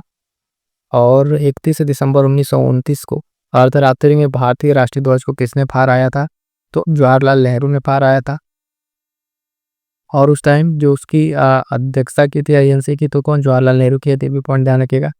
अब आगे बढ़ते हैं, देखते हैं अगला पॉइंट सविनय अवज्ञा आंदोलन और दांडी मार्च, ठीक है। इसमें पहला पॉइंट क्या है, दांडी मार्च और सविनय अवज्ञा आंदोलन में कह रहा है कि वो कौन विदेशी पत्रकार है जो धरना जो दर्शना साल्ट वर्क्स सत्याग्रह के बारे में समाचार दिया तो वेब मिलर, इसका नाम याद रखें, कई बार ये प्रश्न पूछा जा चुका है। अगला पॉइंट है प्रसिद्ध दांडी मार्च शुरू हुआ था तो 12 मार्च 1930 को। कब? 12 मार्च 1930 को ये शुरू हुआ। अगला पॉइंट कह रहा है कि नमक सत्याग्रह के समय गांधी जी के गिरफ्तार हो जाने के बाद आंदोलन को जो है नेता के रूप में उनका स्थान किसने लिया? तो अब्बास तैयब जी जो है इन्होंने क्या किया था, उनका स्थान लिया था। महात्मा गांधी जो है दर्शना नमक गोदाम पर कांग्रेस कार्यकर्ताओं के धावे के समय कहाँ थे? तो ये यरवदा जेल में थे। किस जेल में? यरवदा जेल में थे, इसको ध्यान रखिएगा। वह आंदोलन जिसमें भाग लेने के लिए आचार्य विनोबा भावे प्रथम बार गिरफ्तार हुआ था, सविनय अवज्ञा आंदोलन है। क्या है? सविनय अवज्ञा आंदोलन। अगला पॉइंट कह रहा शक्ति के विरुद्ध अधिकार की इस लड़ाई में मैं विश्व की सहानुभूति चाहता हूँ, और ये किसका कथन है? तो गांधी जी का दांडी यात्रा के समय जो है ये कथन था उनका। अगला पॉइंट कह रहा है वह प्रांत जिसके सत्याग्रहियों की संख्या महात्मा गांधी के दांडी कूच में सर्वाधिक थी, तो ये गुजरात। ठीक है। महात्मा गांधी ने दांडी यात्रा में जो है किस आदर्श वाक्य के साथ आरंभ की थी? तो अंत तक लड़ो, ये एक आदर्श वाक्य था उनका, गांधी जी का। अगला पॉइंट कह रहा है कि भारतीय इतिहास में तिथि 6 अप्रैल 1930 जानी जाती है तो महात्मा गांधी द्वारा दांडी मार्च के लिए। ठीक है। और अगला पॉइंट कह रहा है कि गांधी जी ने दांडी मार्च प्रारंभ किया था तो नमक कानून तोड़ने के लिए। और वानर सेना और मंजरी सेना, इसका संबंध किससे है? तो सविनय अवज्ञा आंदोलन से। ये दो सेना थी, एक वानर सेना और एक मंजरी सेना, इसका संबंध किससे है? तो सविनय अवज्ञा आंदोलन से। अगला पॉइंट कह रहा है गांधी की यात्रा से संबंधित दांडी स्थित है, ये कहाँ पर? तो नौसारी जिले में स्थित है। कहाँ पर? तो ये नौसारी जिले में स्थित है, ये भी आपको ध्यान में रखना है। क्लियर यहाँ तक? तो आधुनिक भारत का इतिहास, ठीक है, उसमें जो जो पॉइंट्स हैं, इस पॉइंट्स के जो भी PYQs और इम्पोर्टेंट पॉइंट्स बन सकते हैं, वो सारे इसमें आपको कवर अप हैं। पहले में हम बात करेंगे यूरोपीय कंपनियों का आगमन। ठीक है, बहुत ज़्यादा लंबा लेक्चर नहीं होगा क्योंकि इसके जो बहुत to the point concrete points हैं, ठीक है, शॉर्ट नोट्स हैं। उसी तरीके से ऑनलाइनर आपको मिलेंगे। East India Company of Bengal के नवाब, ठीक है, क्षेत्रीय राज्य मैसूर और पंजाब को देखेंगे। गवर्नर जनरल और ब्रिटिश शासन का भारतीय अर्थव्यवस्था पर प्रभाव। उसके साथ साथ 2-4 पॉइंट और हैं जो देखेंगे। 1857 क्रांति, जन आंदोलन, जिसमें आप देखेंगे सामाजिक आंदोलन, किसान आंदोलन, इस सारे आंदोलन आपको उसमें मिल जाएंगे, है ना। और उसके साथ साथ आधुनिक भारत में शिक्षा का विकास, आधुनिक भारत में प्रेस का विकास, सामाजिक धार्मिक सुधार आंदोलन और कांग्रेस से पूर्व जो स्थापित राजनीतिक संस्थाएं हैं, इतने सारे पॉइंट्स को हम लोग आज कवर अप करने वाले हैं। तो इन सबका कंप्लीट आप क्लास लीजिए और इसका नोट्स, ठीक है, अच्छे से बना लीजिएगा। और नहीं बना पा रहे हैं नोट तो उसके लिए क्या कीजिएगा, टेलीग्राम ज्वाइन कर लीजिएगा, वहाँ से आपको सारे नोट्स अवेलेबल हो जाएंगे। और ये यूपी स्पेशल की कंप्लीट एक विशेष क्लास आ गई है, बहुत ही बेहतरीन क्लास है। इस क्लास को जरूर ज्वाइन कीजिए। को PCS और देखेंगे RO के लिए, और भी जो भी एग्ज़ाम्स है जिसमें मॉडर्न हिस्ट्री पूछी जाती है, इसको सेगमेंट वाइज करेंगे और यहाँ से 1 बाय 1 करके सारी चीज़ों को देखेंगे। पहला इसमें टॉपिक है हमारा कि मुग़ल साम्राज्य का पतन और यूरोपीय कंपनियों का आगमन। इससे कौन कौन से प्रश्न पूछे हुए हैं उन सारे प्रश्नों को देखते हैं, फिर आगे बढ़ेंगे 1 बाय 1 करके। ठीक है, तो ध्यान दीजिएगा। यहाँ पे सबसे पहला इसमें पूछा गया है जो प्रश्न था वो ये है कि भारत में प्रथम फ्रांसीसी फैक्ट्री स्थापित की गई थी। ध्यान दीजिएगा, फ्रांसीसी फैक्ट्री। ठीक है, भारत में प्रथम फ्रांसीसी फैक्ट्री कहाँ स्थापित की गई थी? तो इसका आंसर होगा कि पौंडीचेरी में। ठीक है, कहाँ पे? पौंडीचेरी में स्थापित की गई थी। भारत आने वाला जो यात्री है पुर्तगाल देश का, वो नहीं है। ठीक है, तो कैसा यात्री है? पीटर मुंडी। ये क्या है? ये पुर्तगाल से आने वाला नहीं है। तो ये पॉइंट आप ध्यान रखेंगे। ठीक है, यहाँ क्या है कि ये जो क्वेश्चन पूछा होगा वह उसमें इस तरीके से रहा होगा कि 4 ऑप्शन दिया होगा, उसमें से नहीं वाला पूछा है तो पीटर मुंडी इसमें राइट ऑप्शन था। बाकी जो 3 दिया होगा वहाँ पे क्या होगा कि वो पुर्तगाली होंगे। 1503 में पुर्तगालियों ने भारत में अपना पहला किला बनाया था। कहाँ बनाया था? तो कोचीन में। इंपॉर्टेंट है, मोस्ट इंपॉर्टेंट कहेंगे इसको कि 1503 में पुर्तगालियों ने भारत अपना पहला किला कहाँ बनाया? तो कोचीन में। कहाँ पे? कोचीन में बनाया था अपना भारत में पहला किला। देखेंगे अगला पॉइंट है साथियों, देखेंगे सुप्रसिद्ध उर्दू शायर जो है मिर्ज़ा गालिब का मूल निवास कहाँ पर था? तो इनका मूल निवास देखेंगे कहाँ पर है? आगरा में। ठीक है, कहाँ पे? आगरा में। उर्दू के मशहूर शायर रहे हैं मिर्ज़ा गालिब, और इनका अगर हम बात करें निवास स्थान तो कहाँ पर है? आगरा में। बंगाल की फैक्ट्रियों में, अगला पॉइंट है, बंगाल की फैक्ट्रियों में से एक जो पुर्तगालियों द्वारा स्थापित की गई थी तो वो कौन सी फैक्ट्री थी? तो देखेंगे यहाँ पे हुगली। ठीक है, हुगली फैक्ट्री जो है वो पुर्तगालियों के द्वारा स्थापित की गई थी। उस शासक का नाम बताना है जिसने वास्को डी गामा का कालीकट में क्या किया? स्वागत किया। तो ये शासक कौन थे? जमोरिन थे। ठीक है, कौन है? जमोरिन नाम था इनका। ये पॉइंट हमें ध्यान रखना है। अगला पॉइंट देखेंगे साथियों कि यूरोपीय समुदाय जिसने भारत के साथ साथ प्रथम व्यापारिक संबंध स्थापित किया था वो थे पुर्तगाली। ये जो यूरोपीय हैं, ठीक है, इसमें जिसमें खास करके पुर्तगाली, ठीक है, पुर्तगाली, उसके बाद से फ्रेंच है ना, फ्रेंच, डेनिश, फिर ब्रिटिश, ये जो है कि 4-5 जो है इनका क्या होता है, क्रम भी हमें ध्यान रखना होता है। क्या होता है? क्रम भी हमें ध्यान रखना होता है, किस तरीके से आई कंपनियाँ और किस तरीके से अपना वो करके गई। हालांकि ये एक सेशन ऐसा है जो PYQ में है, तो यहाँ पे जो सारे पॉइंट्स आए हैं उस सारे पॉइंट्स को हम यहाँ पे क्या कर रहे हैं, डिस्कस करते हुए आगे बढ़ रहे हैं। ठीक है, अगला पॉइंट हमारे पास है जमोरिन तक हमने देखा। उसके बाद से यूरोपीय समुदाय ने भारत के प्रथम व्यापार संबंध स्थापित किया, पुर्तगाली। भारत में पुर्तगाली शक्ति का वास्तविक संस्थापक किसको माना जाता है साथियों? तो आप देखेंगे अल्बुकर्क को। ठीक है, अल्बुकर्क को माना जाता है। भारत में जो शक्ति है किसकी? पुर्तगाली शक्ति, इसका वास्तविक संस्थापक अल्बुकर्क को माना जाता है। अगला पॉइंट है कि भारत में जो है मुद्रालय यानी जो है का छापने वाली, उसको बनाने का श्रेय किसका आता है? पुर्तगालियों को। ठीक है, पुर्तगालियों को जाता है इसका श्रेय। अगला पॉइंट है साथियों कि भारत डच जो है उनके द्वारा स्थापित कारखाना था बंगाल में, जो डचों द्वारा कौन सा कारखाना स्थापित था? तो चिंसूरा। ठीक है, चिंसूरा जो कारखाना क्या है, ये आप देखेंगे कि किसके द्वारा? बंगाल में डचों के द्वारा स्थापित किया गया था।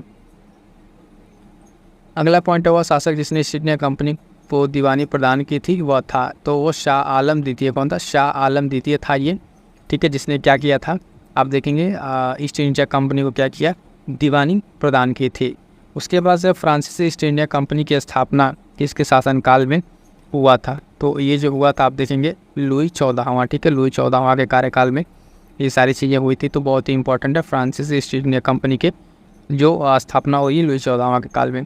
लंदन में ब्रिटिश इंडिया कंपनी के गठन के समय भारत का बादशाह कौन था? तो अकबर था। ठीक है, अकबर जो है उस समय भारत का यहाँ शासक था, जब वहाँ पे कहाँ पे? लंदन में ब्रिटिश इंडिया कंपनी का गठन हुआ था। ब्रिटिश कंपनियों में से किससे भारत में व्यापार करने का पहला अधिकार प्राप्त हुआ? तो लीवेंट कंपनी। किसको? लीवेंट कंपनी को यहाँ पे प्राप्त हुआ था सबसे पहला अधिकार, क्या करने के लिए? व्यापार करने के लिए यहाँ पे प्राप्त हुआ था। असम में देखेंगे सर्वप्रथम चाय की कंपनी की स्थापना कौन करता है? तो 1839 ईस्वी में होता है। ठीक है, असम में कहाँ पे सर्वप्रथम चाय कंपनी की स्थापना कहाँ होती है? तो असम में होती है। ये पॉइंट हमें ध्यान रखना होगा। ठीक है, अगला पॉइंट है कि काला जो इनका कालानुक्रम है, इनके हिसाब से घटनाओं को अरेंज करना है। तो आप देखेंगे यहाँ पे है पंजाब का विलय, उसके बाद सिक्किम का विलय, फिर बर्मा का विलय, झांसी का विलय। ठीक है, तो इतने सारे क्या है इनका ये एक क्रम है। ठीक है, कौन सा क्रम? इनका जो घटना हुई इस तरीके से इनका एक क्रम है अपने आप में, तो भी इंपॉर्टेंट है, ध्यान रखना होता है। अगला पॉइंट है भारत की स्वतंत्रता पूर्व गोवा में आधिपत्य किसका था? तो पुर्तगाली शासनों का। ये पुर्तगाली जो है गोवा में स्वतंत्रता के बाद से गोवा को छोड़ के जाते हैं, तब तक ये क्या करते हैं? गोवा पे अपना अधिकार बनाए रहते हैं। ठीक है, गोवा पे अपना अधिकार इनका बना रहता है। क्लियर है? अगला पॉइंट देखेंगे। अगला पॉइंट अगले टॉपिक पर हम लोग आ गए। अगला टॉपिक जो है ये इंपॉर्टेंट है, ये भी देखिएगा। स्वायत्त राज्यों का उदय, अवध, मैसूर, पंजाब और बंगाल, इतने से रिलेटेड जो सारे क्वेश्चंस बने हुए हैं उन सारे क्वेश्चंस को देख लेते हैं। तो महत्वपूर्ण क्वेश्चंस हो गए ये जो स्वायत्त राज्य थे, आप देख पा रहे हैं कि अवध, मैसूर, पंजाब, यहाँ से जो बने थे उनका देख लेते हैं। तो राजा रणजीत सिंह ने अदालत आला की स्थापना की थी, तो कहाँ पे? लाहौर में। राजा रणजीत सिंह क्या किए थे? अदालत आला की स्थापना किए थे, कहाँ पे? लाहौर में। मुगल बादशाह द्वारा नियुक्त बंगाल का अंतिम सूबेदार कौन था? तो मुर्शिद कुली खां। कौन था? मुर्शिद कुली खां था। ठीक है, कौन सा? ये बंगाल का अंतिम सूबेदार था, किसके द्वारा नियुक्त? मुगल बादशाह के द्वारा ये नियुक्त किया हुआ अंतिम सूबेदार था। गुरु नानक ने अपना उत्तराधिकारी घोषित किया था, किसको? लाहना को। किसको? लाहना को इन्होंने घोषित किया था। और द्वितीय मैसूर युद्ध जो है वो समाप्त हुआ था कब? मंगलोर की संधि से। ये मंगलोर वाली संधि पे एक पॉइंट आपको बता दें, मैसूर युद्ध से संबंधित बहुत ही महत्वपूर्ण है, याद रखिएगा। हैम एस। ठीक है, इसको ऐसे याद रखिएगा, मद्रास, मैंगलोर और श्रीरंगपट्टनम। ठीक है, मद्रास, मैंगलोर और श्रीरंगपट्टनम 3 संधियाँ हुई थी। ठीक है, किसमें? ये मैसूर वॉर में। ये सेकंड में है, ये फर्स्ट में है, ये थर्ड में। ठीक है, तो ये तीनों बहुत ही महत्वपूर्ण है, इसको याद रखना। और किसके किसके टाइम पे हुआ ये भी हमें ध्यान रखना होता है। अगला पॉइंट है कि प्रथम आंग्ल मैसूर जो है 1767 में हुआ, तो उसको विजयी कौन हुआ था? तो हैदर अली हुआ था। ठीक है, हैदर अली विजयी हुए थे। और यहाँ पे क्या हुआ था आप देखेंगे कि अंग्रेजों के यहाँ पे सर्वप्रथम क्या हुई थी? हार हुई थी। अगला है टीपू सुल्तान ने ब्रिटिश सेना को 1780 में हराया था। तो फौलीपुर में, कहाँ पे? फौलीपुर में टीपू सुल्तान ने इनको हराया था। वह ब्रिटिश इतिहासकार जिसने इस विचार का खंडन किया कि टीपू सुल्तान एक कट्टरपंथी था, वो है पी रॉबर्ट्स। पी रॉबर्ट्स हैं, इस बात का खंडन करते हैं कि जो टीपू सुल्तान है वो एक क्या था? कट्टरपंथी था। इस बात को वो नहीं मानते हैं। ठीक है, अगला पॉइंट है कि बंगाल के गवर्नर जनरल में तृतीय एंग्लो मैसूर के संबंध किसका है? तो लॉर्ड कॉर्नवालिस। ठीक है, Lord Cornwallis. Third battle of Mysore जो है, ठीक है, एंग्लो मैसूर का युद्ध में ये कौन थे? लॉर्ड कॉर्नवालिस थे, बंगाल के गवर्नर जनरल। ये पॉइंट इंपॉर्टेंट है, ध्यान दीजिएगा। ईश्वर की इच्छा थी कि मैं सब धर्मों को एक निगाह से देखूं, इसलिए उसने दूसरी आँख की रोशनी दे दी। यह कथन किसका था? तो महाराजा रणजीत सिंह का। किसका? महाराजा रणजीत सिंह का ये कथन था। अगला पॉइंट, रणजीत सिंह के राज्य में सम्मिलित था, तो श्रीनगर उनके राज्य में भी सम्मिलित था। ठीक है, अगला पॉइंट देखेंगे साथियों कि सिख राज्य का अंतिम राजा कौन था? तो महाराजा दलीप सिंह थे, जिनको क्या किया गया? बाद प्रिजनर बना के इंग्लैंड भेज दिया गया था। अगला पॉइंट है कि सिख राज्य का अंतिम शासक, ठीक है, दलीप सिंह। वही वाला पॉइंट। और कुछ इंपॉर्टेंट सूची है जिसको मिलान करना है, ये महत्वपूर्ण, ध्यान दीजिएगा। एक तरफ संधि हुई है, एक तरफ उसका वर्ष है। ये ऑलरेडी मिलान हुआ है इसका। ठीक है, मिलान है। इलाहाबाद की संधि 1765 ईस्वी, मंगलौर की संधि 1784, सालबाई की संधि 1782 और मद्रास की संधि आप देखेंगे 1769। ठीक है, तो ये इंपॉर्टेंट कुछ संधियाँ हैं जो आप कमिंग एग्जाम्स के लिए बहुत ही महत्वपूर्ण है, ध्यान रखना है इन सारे संधियों को। ठीक है, इलाहाबाद की संधि 1765, मंगलौर की 1784, सालबाई जो है 1782 और मद्रास की 1769। ठीक है, 1769 वाला ये पॉइंट ध्यान रखेंगे। ठीक, इंपॉर्टेंट है। अगला पॉइंट देखेंगे कि आंग्ल मराठा। ठीक है, आंग्ल मराठा, उसमें आपको कई सारे पॉइंट देखने हैं। इससे आंग्ल के साथ अगर आप देखेंगे आंग्ल के साथ, तो आंग्ल मैसूर, ठीक है, आंग्ल मराठा, ठीक है, आंग्ल अफगान, इंडो बर्मा वाला जो है वो, तो सारे की युद्ध इंपॉर्टेंट है। धीरे धीरे करके अभी सारे आएंगे, उसको देखते जाएंगे। बाजीराव द्वितीय को दी जाने वाली पेंशन नाना साहब को दिए जाने हैं, तो पैरवी के लिए बोर्ड ऑफ डायरेक्टर के समक्ष लंदन कौन गया था? तो अजमुल्ला खान गए थे। अजमुल्ला खान गए थे कि वो जो पेंशन इनको दे दिया जाए। सुमिलित करना, एक तरफ युद्ध दिया, एक तरफ वर्ष दिया हुआ। ये देखते हैं क्या क्या इसमें इंपॉर्टेंट पॉइंट्स है। तो देखिएगा, द्वितीय आंग्ल मैसूर युद्ध है 1780-84 और द्वितीय आंग्ल फ्रांसीसी युद्ध है 1750 से 54 और द्वितीय आंग्ल मराठा युद्ध का है 1803 से 1805। द्वितीय आंग्ल अफगान युद्ध 1878 से 80। ये कुछ यहाँ इंपॉर्टेंट पॉइंट्स हैं जिसको कंप्लीट कर लिया गया। बहुत इंपॉर्टेंट है, सारे डेट्स को ध्यान रखना है। अगला पॉइंट देखेंगे कि बाजीराव पेशवा के दत्तक पुत्र का क्या नाम था? तो नाना साहेब। ठीक है, नाम याद रखिएगा। बाजीराव पेशवा के क्या थे? दत्तक पुत्र थे। सिराजुद्दौला जो है लॉर्ड क्लाइव द्वारा परास्त हुआ था किसके युद्ध में? तो प्लासी के युद्ध में। आप देखेंगे ये परास्त हुआ था प्लासी के युद्ध में। कौन? सिराजुद्दौला लॉर्ड क्लाइव से। ठीक है, लॉर्ड क्लाइव से परास्त हुआ था।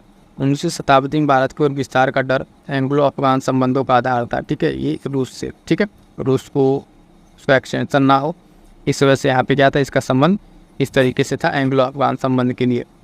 वह गवर्नर जनरल जिसके कार्यकाल में ईस्ट इंडिया कंपनी को शहंशाह शाह आलम द्वारा बिहार, बंगाल और उसका दीवानी दे दिया गया था, तो लॉर्ड क्लाइव, इसके द्वारा लॉर्ड क्लाइव के उसमें कार्यकाल में इसको दिया गया है। राजधानी मुर्शिदाबाद से मुंगेर किसने स्थापित की थी? तो मीर कासिम ने। ठीक है, मीर कासिम ने क्या किया? अपनी राजधानी को जो है मुर्शिदाबाद से कहाँ स्थानांतरित कर दिए? मुंगेर। मीर कासिम का नाम याद रखिएगा। अगला पॉइंट है साथियों कि ईस्ट इंडिया कंपनी के बारे में यह टिप्पणी की कि कंपनी एक असंगति है। ठीक है, परंतु यह उस व्यवस्था का भाग है जहाँ सब कुछ असंगत है। जे.बी. मैकॉले। वह स्थान जहाँ पर प्लासी युद्ध के बाद मीर जाफर को बंगाल के नवाब की राजगद्दी दी गई थी, तो वो जगह कौन सी है? मुर्शिदाबाद। ठीक है, मुर्शिदाबाद है जगह, ध्यान रखेंगे। ठीक, जहाँ पर मीर जाफर को क्या किया गया? मुर्शिदाबाद में राजगद्दी दी गई। अगला पॉइंट है कि कंपनी की देसी राज्यों के प्रति नीतियाँ, तो जो कंपनी है उसका देसी राज्यों के प्रति क्या नीति थी, उस नीति को देखते हैं। एक दो और इसमें पॉइंट्स हैं, इंपॉर्टेंट है लेकिन। तो देखिएगा, महाराजा दलीप सिंह ने पंजाब के ब्रिटिश साम्राज्य में विलय संबंधित कागजातों पर हस्ताक्षर कब किया था? तो 29 मार्च 1849 को। ये डेट इंपॉर्टेंट है, पूछा हुआ है। और विलय का सिद्धांत जो लॉर्ड डलहौजी का लाया हुआ था, हड़प का नीति के तहत राज्यों का विलय का क्रम क्या था? तो सबसे पहले आप देखेंगे यहाँ पे सतारा को लिया गया, फिर बघाट, उदयपुर और झांसी। सतारा आपका लगभग 1848 से स्टार्ट होता है। इसी तरीके से झांसी भी अंत तक आके इसमें क्या होता है? इसका विलय हो जाता है। ठीक है, तो ये जो हड़प की नीति है वो किसके द्वारा स्टार्ट किया थी? लॉर्ड डलहौजी के द्वारा, विलय का सिद्धांत, और इसी क्रम में इनको क्या कहता है उसमें विलय कर लिया जाता है। अगला पॉइंट है साथियों कि डलहौजी से पहले हड़प की नीति को लागू कर दिया था तो मांडवी। ठीक है, हड़प की नीति को कहाँ लागू किया गया था? कोलाबा और जालौर और सूरत में इसको लागू कर चुका था। उत्तर पश्चिम प्रांत में अगर हम बात करें अवध का एकीकरण कैसे हुआ, तो अवध का एकीकरण को लेकर देखा 1877 में क्या हुआ? अवध का एकीकरण हुआ। सहायक संधि स्वीकार नहीं की थी तो किसने? इंदौर के होलकर राज्य ने। ठीक है, इन्होंने क्या किया? सहायक संधि जो है उसको स्वीकार नहीं किया था। अगला पॉइंट है कि अवध के नवाब वाजिद अली शाह जो है ईस्ट इंडिया कंपनी को गद्दी से उतार दिया, तो किसने? 1856 में इनको क्या कर दिया था? अवध के नवाब को ईस्ट इंडिया कंपनी ने गद्दी से क्या किया? हटा दिया था। लॉर्ड डलहौजी की बात करें, कुशासन का आधार पर इन्होंने अवध का विलय कर लिया था 1856 में कि मॉल एडमिनिस्ट्रेशन लगा दिया कि यहाँ पर एडमिनिस्ट्रेशन सही नहीं है। ठीक है, और इस तरीके से उनको गद्दी से हटा दिया। रिंग ऑफ फेंस की नीति से उसका नाम जुड़ा तो वॉरेन हेस्टिंग। वॉरेन हेस्टिंग जो है रिंग ऑफ फेंस की नीति से ये पर्टिकुलरली जुड़े हुए हैं। क्लियर है? उसके बाद से देखते हैं ब्रिटिश राज्य कालीन में कौन कौन से सुधार हुए हैं उसको देखिएगा। सुधार में अगर हम बात करें ब्रिटिश कालीन तो न्यायिक सुधार कौन कौन से सोशल तो जुडिशियल रेवेन्यू संबंधी सुधार हुए हैं। तो धर्मार्थ बंदोबस्त अधिनियम पारित किया गया था कब? 1890 में। कब पारित किया गया इसको? 1890 में। धर्मार्थ बंदोबस्ती अधिनियम कब पारित किया गया? तो देखेंगे 1890 ईस्वी में। भारतीय सिविल सेवा के लिए एक अलग परीक्षा का प्रावधान किया गया जो भारत में होनी थी कब? भारत सरकार अधिनियम 1919 से। सूची एक तरफ कोड दिया, एक तरफ लागू होने का वर्ष है। तो कोड ऑफ सिविल प्रोसीजर 1859। ठीक है, उसके बाद से इंडियन पीनल कोड 1860। ठीक है, क्रिमिनल प्रोसीजर कोड 1862 और पुलिस एक्ट 1861। अब हालांकि करंट अफेयर में आप इसको पढ़ते हैं कि इन तीनों धाराओं क्या कर दिया गया? तीनों कोड को बदल दिया गया। ठीक है, भारतीय न्याय संहिता करके इसी तरह के 3 अलग अलग नाम करके करंट अफेयर में सारा बताया हुआ है, तो ये सारे नाम बदल दिए गए हैं। ठीक है, डेट के साथ याद रखिएगा, फर्दर पूछे जा सकते हैं, इसकी पॉसिबिलिटी ज़्यादा है इस बार। अगला पॉइंट है 18वीं शताब्दी के उत्तरार्ध में, ठीक है, उत्तरार्ध में प्राय कंपनी बहादुर की शान शौकत का स्थानीय प्रतिनिधि कहा जाता था तो दरोगा। और अगला पॉइंट है मनुष्यों के पहचान हेतु उंगलियों के निशान का दुनिया भर में प्रथम बार उपयोग किसने किया भारतवर्ष में? तो विलियम हर्शल ने। किसने? विलियम हर्शल जो है ये किया था। इस चीज़ का प्रयोग किससे? मनुष्य की पहचान के लिए उंगलियों का निशान दुनिया भर में पहला प्रयोग किया था। लॉर्ड मैकाले का संबंध किससे है? तो कानून के संग्रह से लॉर्ड मैकाले का संबंध देखा जा सकता है। ठीक है, उसके बाद से ब्रिटिश शासन का जो भारत के आर्थिक प्रभाव पड़ा वो क्या क्या भारत पर आर्थिक प्रभाव पड़ा, अगला टॉपिक है, देखेंगे, बहुत ही इंपॉर्टेंट है, इसको भी देख लेते हैं। देखिएगा, भारत दुर्भिक्ष संहिता 1883 का निर्माण किस आयोग द्वारा किया गया? एस्ट्रेसी आयोग। ठीक है, एस्ट्रेसी आयोग के द्वारा इसको किया गया। अगला पॉइंट है 18वीं शताब्दी के पूर्वार्ध में बंगाल से निर्यात होने वाली सबसे महत्वपूर्ण वस्तुएं थी तो सोरा, कच्चा, रेशम, चीनी, ये सब चीज़ें क्या थी? अफीम वगैरह उस समय निर्यात होती थी। अगला पॉइंट है 1918 में भारतीय उद्योग के सदस्य के रूप में किससे अपनी रिपोर्ट अलग से प्रस्तुत की? ठीक है, 1918 में। ठीक है, तो M.R. जयकर ने। किसने? M.R. जयकर ने किया। अगला पॉइंट है 20वीं शताब्दी कारा में भारतीय राष्ट्रीय आंदोलन की गति अत्यधिक प्रभावित करने वाली सबसे महत्वपूर्ण बाहरी घटना कौन थी? तो रूस जापान युद्ध था। कौन सा? रूस जापान युद्ध था। अगला है भारत में आधुनिक राष्ट्रीय आंदोलन के विकास के उत्तरदायी कारण नहीं था तो भारत में राजनीतिक विविधता। ये क्या था? भारत के आधुनिक राष्ट्रीय आंदोलन के विकास में उत्तरदायी कारण नहीं था। इंपॉर्टेंट पॉइंट है इंडियन सिविल सर्विसेज परीक्षा में उत्तीर्ण होने वाले प्रथम भारतीय कौन थे? तो सत्येंद्र नाथ टैगोर। कौन थे? सत्येंद्र नाथ टैगोर की अगर हम बात करें तो ये जो है ICS की परीक्षा में इंडियन सिविल सर्विसेज में उत्तीर्ण होने वाले क्या थे? पहले भारतीय थे, सत्येंद्र नाथ टैगोर। क्लियर है? यहाँ सब नेक्स्ट देखेंगे कि 1857 का स्वतंत्रता संग्राम, यहाँ से कौन कौन से इंपॉर्टेंट पॉइंट्स बने हैं उसको देखते हैं साथियों। पहला पॉइंट है कह रहा है कि बिहार में 1857 के विद्रोह का मुख्य संगठनकर्ता थे। कौन थे? तो कुंवर सिंह। ठीक है, बिहार की जब भी बात आती है तो 1857 की क्रांति को लेके तो पहला नाम जो आता है वो आता है कुंवर सिंह का। ठीक है, कुंवर सिंह ये जो है बिहार से मुख्य रूप से आगे थे। घटनाओं का सही क्रम और सही कालानुक्रम लगाना है, इसमें दिया हुआ है दांडी यात्रा, ठीक, गांधी इरविन समझौता, सांप्रदायिक घोषणा और पूना समझौता। तो ये जो है आप देखेंगे इतिहास की कुछ घटनाएं हैं जिसमें दांडी यात्रा का चलना, ठीक है, कादी इरविन समझौता, उसके बाद सांप्रदायिक घोषणा, उसके बाद से पूना समझौता। तो इस तरीके से ये ईयर वाइज आप देखेंगे यहाँ पे क्या है, इन घटनाओं का कालक्रम है। अगला पॉइंट देखेंगे कि 1857 के विद्रोह के बारे में सर्वप्रथम इसे भारत की स्वतंत्रता की पहली लड़ाई कहा था। किसने कहा था? तो बी.डी. सावरकर ने। ठीक है, बी.डी. सावरकर ने 1857 के विद्रोह के बारे में इनका एक बहुत ही फेमस स्टेटमेंट है। इन्होंने इसको जो है भारत की स्वतंत्रता की पहली लड़ाई कहा था। ठीक है, ये पहले इकलौते थे जिन्होंने इस विद्रोह को स्वतंत्रता की पहली लड़ाई कहा। किसने? बी.डी. सावरकर ने। बी.डी. सावरकर से एक पॉइंट भी ध्यान दीजिएगा कि एक पूछता है मित्र मेला। ठीक है, मित्र मेला और अभिनव भारत, ये संगठन जो दो है, अभिनव भारत और मित्र मेला, किसके उसमें संगठन हुआ था? तो बी.डी. सावरकर के इस द्वारा ही ये दोनों संस्थान संगठन हुए थे। 1 नवंबर 1858 ईस्वी को महारानी विक्टोरिया का घोषणा पत्र इलाहाबाद ने पढ़कर सुनाया था। तो किसने? लॉर्ड कैनिंग ने।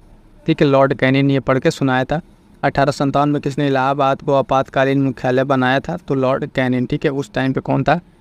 जो था लॉर्ड कैनिंग नहीं उस समय था। तो जो भी उस 1857-58 के आसपास घटनाएं वो लॉर्ड कैनिंग से संबंधित है। अगला पॉइंट है कि मंगल पांडे विप्लव जुड़े हैं। ठीक है, मंगल पांडे विप्लव किससे जुड़े हैं? तो बैरकपुर से। ठीक है, मंगल पांडे जो बैरकपुर छावनी के सैनिक थे। ठीक है, इनके बारे में पॉइंट ध्यान रखिए, बैरकपुर छावनी से संबंधित है। अगला पॉइंट है नाना साहब का कमांडर इन चीफ कौन था? तो तात्या टोपे। तात्या टोपे जो है ये क्या थे? नाना साहब के कमांडर इन चीफ थे। कौन? तात्या टोपे।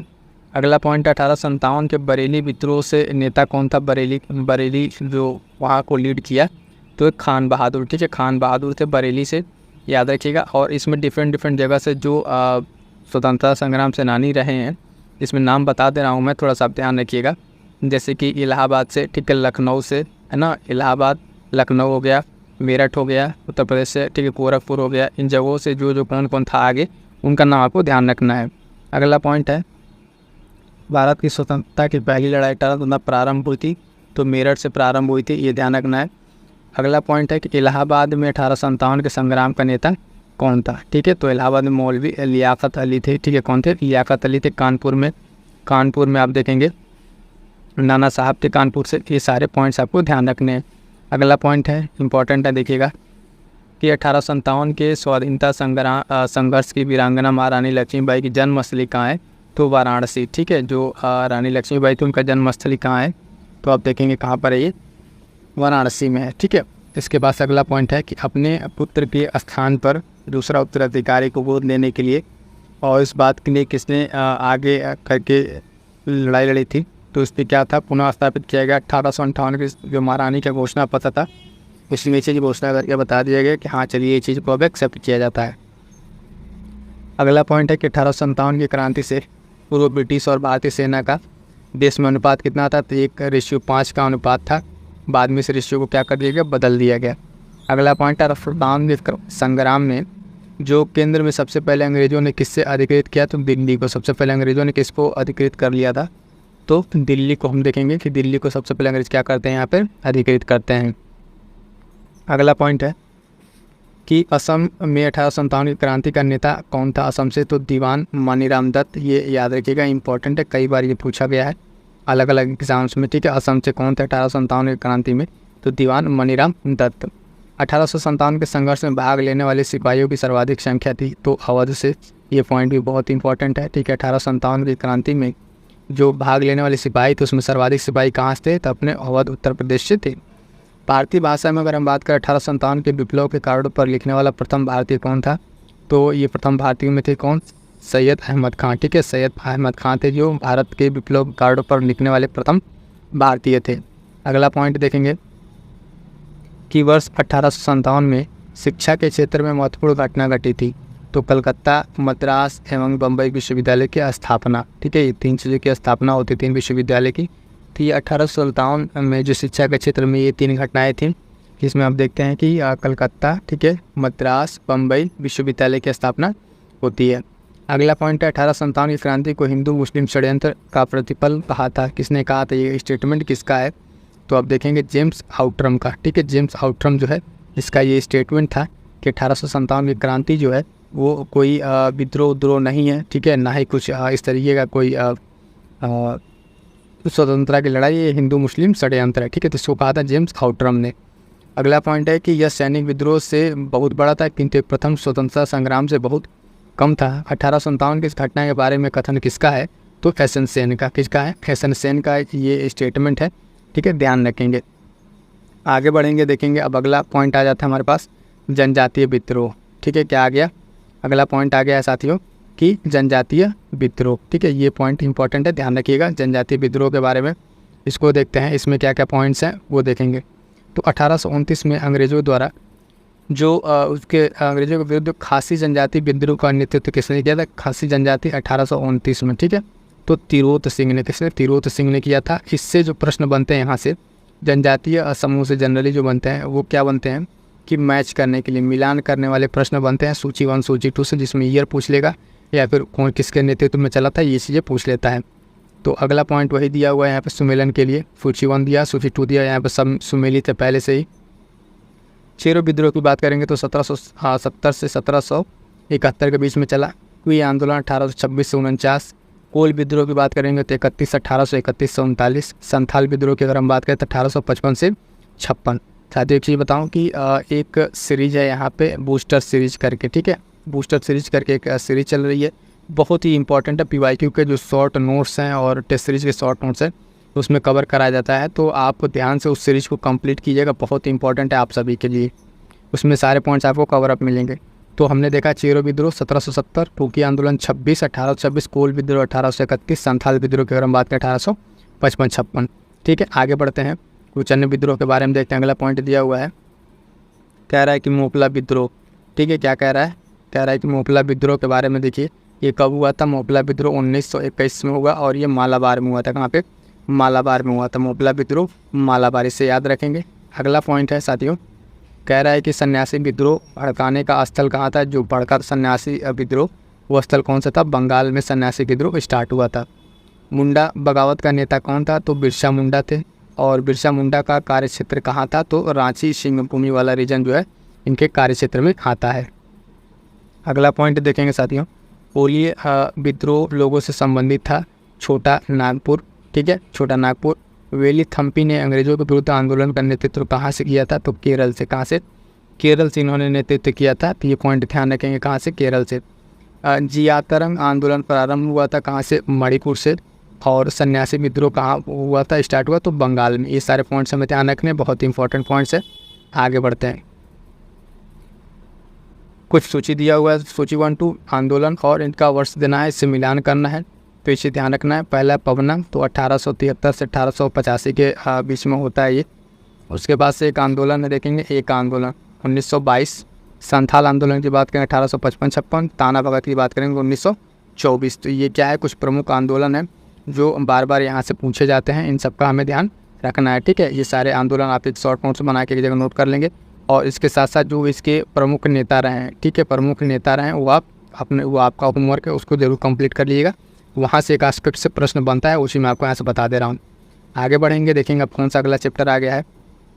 अगला चैप्टर अगर हम देखेंगे तो आ गया है प्रारंभिक नागरिक, ठीक है, कृषक विद्रोह, ठीक है। ये क्या है? नागरिक और कृषक विद्रोह है। इसमें क्या क्या चीज़ें है तो इसमें हम देखेंगे, इसमें जो प्रारंभ से स्टार्ट हुआ, ठीक, कृषक आंदोलन और अन्य जो आंदोलन है नागरिक और कृषक आंदोलन। ये नागरिक आंदोलन पे यूपी PCS मेंस में क्वेश्चन बन चुका है, ठीक है, जो हमने मेंस वाले सेशन की जब क्लास लिया था उसमें इसे हमने कराया था। आइए यहाँ अगला पॉइंट देखेंगे, कौन सा पॉइंट है? पहला, भारत में मजदूर आंदोलनों को संगठित करने का श्रेय दिया जाता है किसको? नारायण मेघजी लोखंडे को, ठीक है। किसको? नारायण मेघजी लोखंडे को जो है भारत में मजदूर आंदोलनों को संगठित करने का क्या किया था? श्रेय दिया जाता है। संथाल विद्रोह के संदर्भ में दामिनी को का अर्थ क्या है? ये जो है राजमहल पहाड़ी के पास की ज़मीन, ठीक है। क्या है? राजमहल जो पहाड़ियाँ हैं उसके पास की ज़मीन को क्या कहा जाता है? दामिनी को, ठीक है। संथाल विद्रोह के एसेंस में इस बात को कहा जाता है। अगला पॉइंट है कुछ सुमेलित करने वाला, फिर से इसमें भी इसी तरीके का प्रश्न। रंपा विद्रोह, ठीक है, 1879-80, ठीक है। पवना विद्रोह 1873-76। बिल बंगाल का जो नील विद्रोह है 1859-60। जयंतिया आंदोलन की बात करेंगे 1860-63। ये जो है इतने इंपॉर्टेंट है, इनको अगर आप तैयार कर लेते हैं तो अगला जो भी आपका प्रश्न बनेगा इन्हीं से कोई ऑप्शन लेके बनेगा और इसी में से घुमा फिरा के बनेगा। तो ये एस्पेक्ट्स आपको एकदम दिमाग में क्लियर होना चाहिए, ठीक है। रंपा विद्रोह की फिर से अगर बात करें तो क्या होगा, ठीक है, 879, पवना विद्रोह 73 से 76, बंगाल कहानी, ये सारे 1800 के आसपास ही हैं, ठीक है। तो कन्फ्यूजिंग हो सकता है, लेकिन आपको ये डेट आपको याद रखना है, क्या 1800 के आसपास में कब से कब ये हुआ है।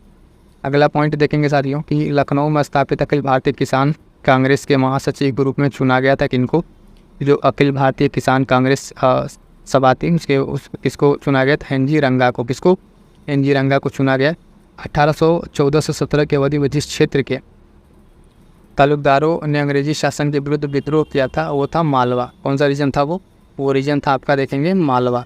क्लियर है। उसके बाद से गडकरी विद्रोह का केंद्र कहाँ पे था, तो कोल्हापुर में। 1924 का जो बंगाल का तारकेश्वर आंदोलन था 1924 में कहाँ हुआ, बंगाल का, ये किसके विरुद्ध था, तो देखेंगे मंदिरों में भ्रष्टाचार के विरुद्ध था। उस समय मंदिरों में जो भ्रष्टाचार हो रहे थे उसके अगेंस्ट ये आंदोलन स्टार्ट हुआ। कौन सा, तारकेश्वर आंदोलन। कहाँ पे स्टार्ट हुआ था, तो बंगाल में स्टार्ट हुआ था। अगला पॉइंट देखेंगे कि देवबंद आंदोलन यूपी संयुक्त प्रांत में आरंभ हुआ था, तो 1866 ईस्वी में, ठीक है, 1866 से प्रारंभ हुआ था। ये पॉइंट भी ध्यान रखें, देवबंद आंदोलन कहाँ स्टार्ट हुआ, तो यूपी में स्टार्ट हुआ था, 1866 में स्टार्ट हुआ था। 1921 का मोपला विद्रोह हुआ था कहाँ पे, तो मालाबार, ठीक है, मालाबार केरला वाले रीजन में हुआ। Mohammedan Anglo oriental college Aligarh की स्थापना कब होती है, तो अब देखेंगे 1875 में। कब, 1875 में इसकी स्थापना होती है। ये सारे पॉइंट बहुत ही इंपॉर्टेंट है, 1 बाय 1 करके ध्यान रखिएगा। अगला सूची 1 सूची 2 से मिलान करना है, तो तेभागा आंदोलन, मोपला, पवना, ठीक है, बंगाल का नील विद्रोह। अभी देखिए अगला फिर जो क्वेश्चन पूछा है तो ऊपर के 3 आपको यहाँ मिल जाएंगे, मोपला, पवना और नील विद्रोह। ये आपको तीनों के तीनों ऊपर से आपको मिल गए यहाँ पे। अभी हमने ऊपर करा है, तो अभी क्या होता है, इसी तरीके क्वेश्चन जब बनता है, हमने कहा तभी आपको ये चेंज करके मिलेगा। तो इसमें से 2 आपको मिला, पवना और नील विद्रोह। इसी तरीके से PYQ से क्वेश्चन बनते हैं। ऐसा नहीं कि एग्जैक्ट जो आपको PYQ करेंगे तो आपको एग्जैक्ट सारे क्वेश्चन मिल जाएंगे, नहीं, इसी तरीके से क्वेश्चन घूम फिर के बनते हैं। उसमें आपको ऑप्शन एलिमिनेट करने में आसानी होती है। तेभागा आंदोलन की बात करेंगे 1946 से 47। तेभागा आंदोलन 1946-47। एक मिनट इसको थोड़ा चेक करने दीजिए। चलिए ठीक दिया हुआ है, 1946-47 सही है। तेभागा आंदोलन 1946-47, मोपला विद्रोह 1921, पावना विद्रोह 1879 और 80 के बीच में, बंगाल विद्रोह की बात करेंगे तो 59-60 में ये चीज़ें हुई। अगला पॉइंट हमारे पास क्या आता है, तो वो जो हमारे लिए इम्पोर्टेंट है, सामाजिक एवं धार्मिक सुधार आंदोलन, ठीक है, सामाजिक एवं धार्मिक सुधार आंदोलन, ठीक है। ये सारे पॉइंट्स हमें देखने हैं। अब यहाँ से अगला जो चैप्टर का टॉपिक का पॉइंट कह लीजिए हमारे पास स्टार्ट हो रहा है, सामाजिक एवं धार्मिक आंदोलन। ये भी बहुत ही इंपॉर्टेंट है, यहाँ से हर बार लगभग एक प्रश्न बनता है, तो ध्यान दीजिएगा। सामाजिक और धार्मिक आंदोलन कैसे कैसे स्टार्ट होता है, कैसे कैसे आगे बढ़ता है, बहुत ही महत्वपूर्ण है। अगला पॉइंट देखेंगे इसमें, यंग बंगाल आंदोलन के प्रवर्तक थे, तो पहला पॉइंट इसमें क्या हो जाएगा, यंग बंगाल के प्रवर्तक थे हेनरी लुई विवियन डेरेजियो, ठीक है, डेरेजियो का नाम याद रखिएगा। डेरेजियो जो है यंग बंगाल आंदोलन के प्रवर्तक थे। 1924 में अगर हम बात करें साथियों, केरल के त्रावणकोर में चलाया गया था, तो क्या चलाया गया था, वाइकोम सत्याग्रह, ठीक है, बहुत ही इंपॉर्टेंट है ये सत्याग्रह, देखिएगा, वाइकोम सत्याग्रह 1924। इस बार जो इसका है 100वीं शताब्दी मनाया गया है, तो ये प्रश्न इंपॉर्टेंट है। इस पर हमने एक आपको मेंस का क्वेश्चन आंसर भी कराया है, वाइकोम सत्याग्रह पर क्या इसके रिलेवेंस थे, किस तरीके से ये हुआ था वाइकोम सत्याग्रह, और इस बार से इसकी 100वीं शताब्दी वर्ष थी, तो यहाँ से प्रश्न बनना इंपॉर्टेंट हो जाता है, बहुत ही इंपॉर्टेंट है। त्रावणकोर केरल का 1924 वाइकोम सत्याग्रह, ध्यान दीजिएगा। इस बार PCS और RRM क्वेश्चन देखने को यहाँ से मिलेगा आपको। अगला पॉइंट है सम्मिलित करना सूची 1 सूची 2 से, तो भारत धर्म महामंडल हरिद्वार, देव समाज की बात करेंगे तो लाहौर, है ना, सनातन धर्म रक्षणी सभा कलकत्ता, और उसी के साथ साथ राधा स्वामी सत्संग की बात करेंगे तो आगरा। ये सारे जगह का नाम याद रखिएगा, कौन कौन से ये जो सामाजिक धार्मिक आंदोलन है ये कहाँ से चले हैं, इनका नाम हमें याद रखना पड़ेगा, ठीक है। ये सारे पॉइंट्स आपको ध्यान रखने होंगे, इंपॉर्टेंट है। फिर से देख लीजिएगा, भारत धर्म महामंडल जो है हरिद्वार, है ना, देव समाज की बात करेंगे तो लाहौर, और उसके बाद से अगला पॉइंट है सनातन धर्म रक्षणी सभा कलकत्ता, राधा स्वामी सत्संग की बात करेंगे तो आगरा। इतने सारे पॉइंट्स हमें ध्यान रखने हैं। अगला पॉइंट आइए देखते हैं, अगला पॉइंट क्या है, तो अगला पॉइंट हम देखेंगे कि सत्य शोधक समाज के संस्थापक जिनका प्राथमिक जो सत्य की खोज पर था, तो सत्य शोधक समाज की स्थापना जो किए थे ज्योतिबा फूले। कौन किया था, ज्योतिबा फूले के द्वारा ये सत्य शोधक समाज की स्थापना की जाती है। अगला पॉइंट है हिंदुस्तान समाजवादी प्रजातंत्र संघ, इसके संस्थापक कौन थे? तो देखेंगे इसके संस्थापक जो है यतीन्द्रनाथ, अजय घोष, फणींद्रनाथ बोस, ये सारे लोग क्या है इसके संस्थापक में आएंगे। हिंदुस्तानी समाजवादी जो है प्रजातंत्र के उसमें। अगला पॉइंट देखेंगे, अगला पॉइंट क्या कह रहा है कि ज्योतिबा फुले संबंधित थे तो जाति विरोधी आंदोलन से, किसे जाति विरोधी आंदोलन से संबंधित थे ज्योतिबा फुले। और महाराष्ट्र का सुकरात किसे कहा जाता है? तो एम जी रनाडे को। इनको एम जी रनाडे को ध्यान रखिएगा, इनको जो है महाराष्ट्र का सुकरात कहा जाता है। शुद्धि आंदोलन का समर्थन किसने किया था? तो आर्य समाज ने। आर्य समाज ने क्या किया था? शुद्धि का आंदोलन का समर्थन किया था, एक शुद्धिकरण किया कि जो लोग कन्वर्ट होकर दूसरे में चले गए फिर से आए, उनका शुद्धिकरण करके इसमें फिर इनको हिंदू धर्म में शामिल किया जाए, तो ये काम आर्य समाज ने किया था। सती विरोधी आंदोलन में राजा राम मोहन राय के विरुद्ध बंगाल में रूढ़िवादियों का नेतृत्व किसने किया था?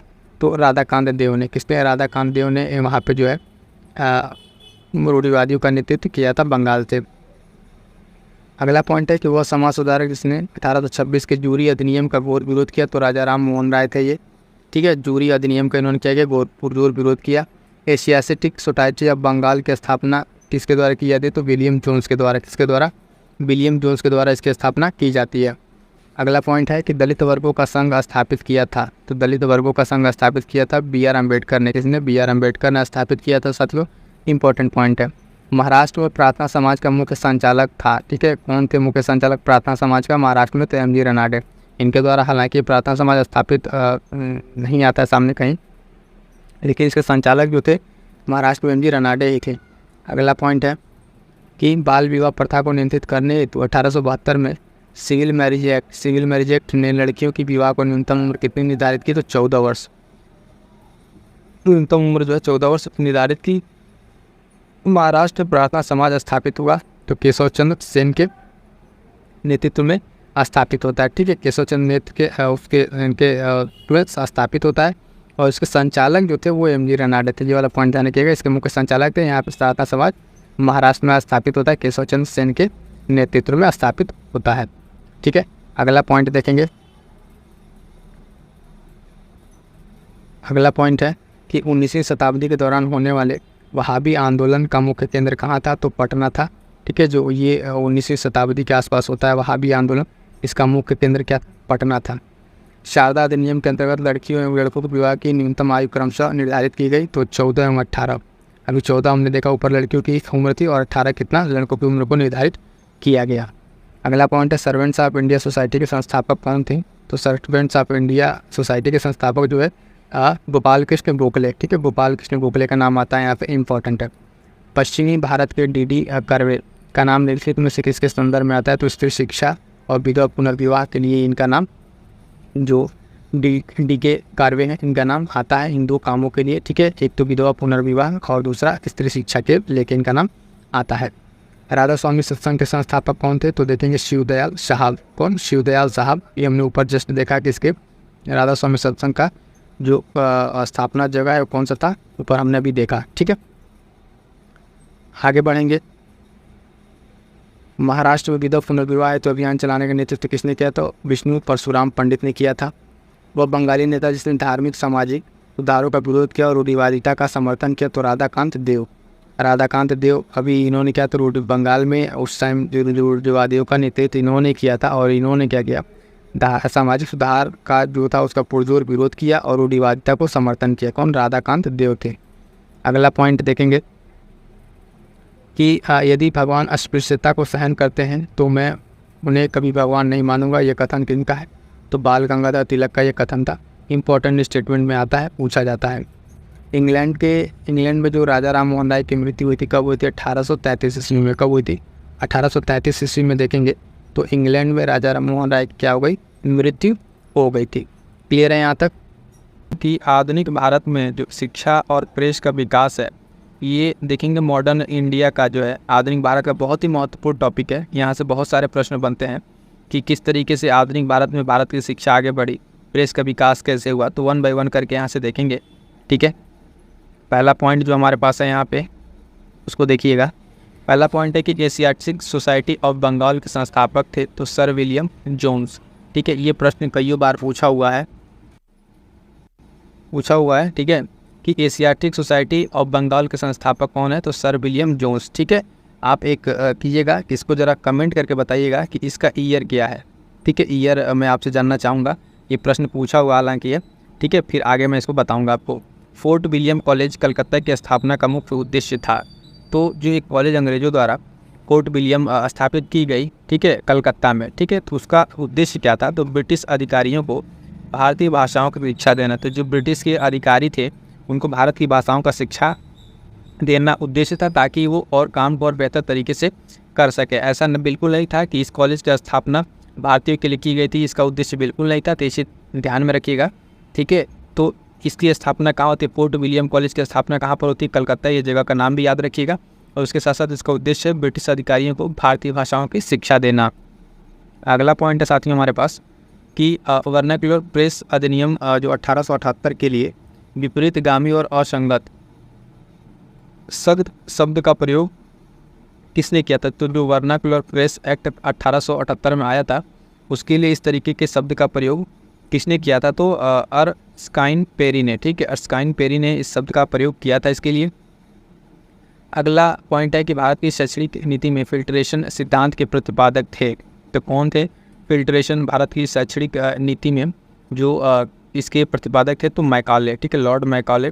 ठीक है, आप लॉर्ड मैकाले का जो आता है 1835 में, ठीक है, तो वहाँ से क्या होती है? इंग्लिश एजुकेशन सिस्टम की भी शुरुआत होती है और बहुत सारी चीज़ें भारतीय शिक्षा में बदल जाती हैं मैकाले के आते हैं।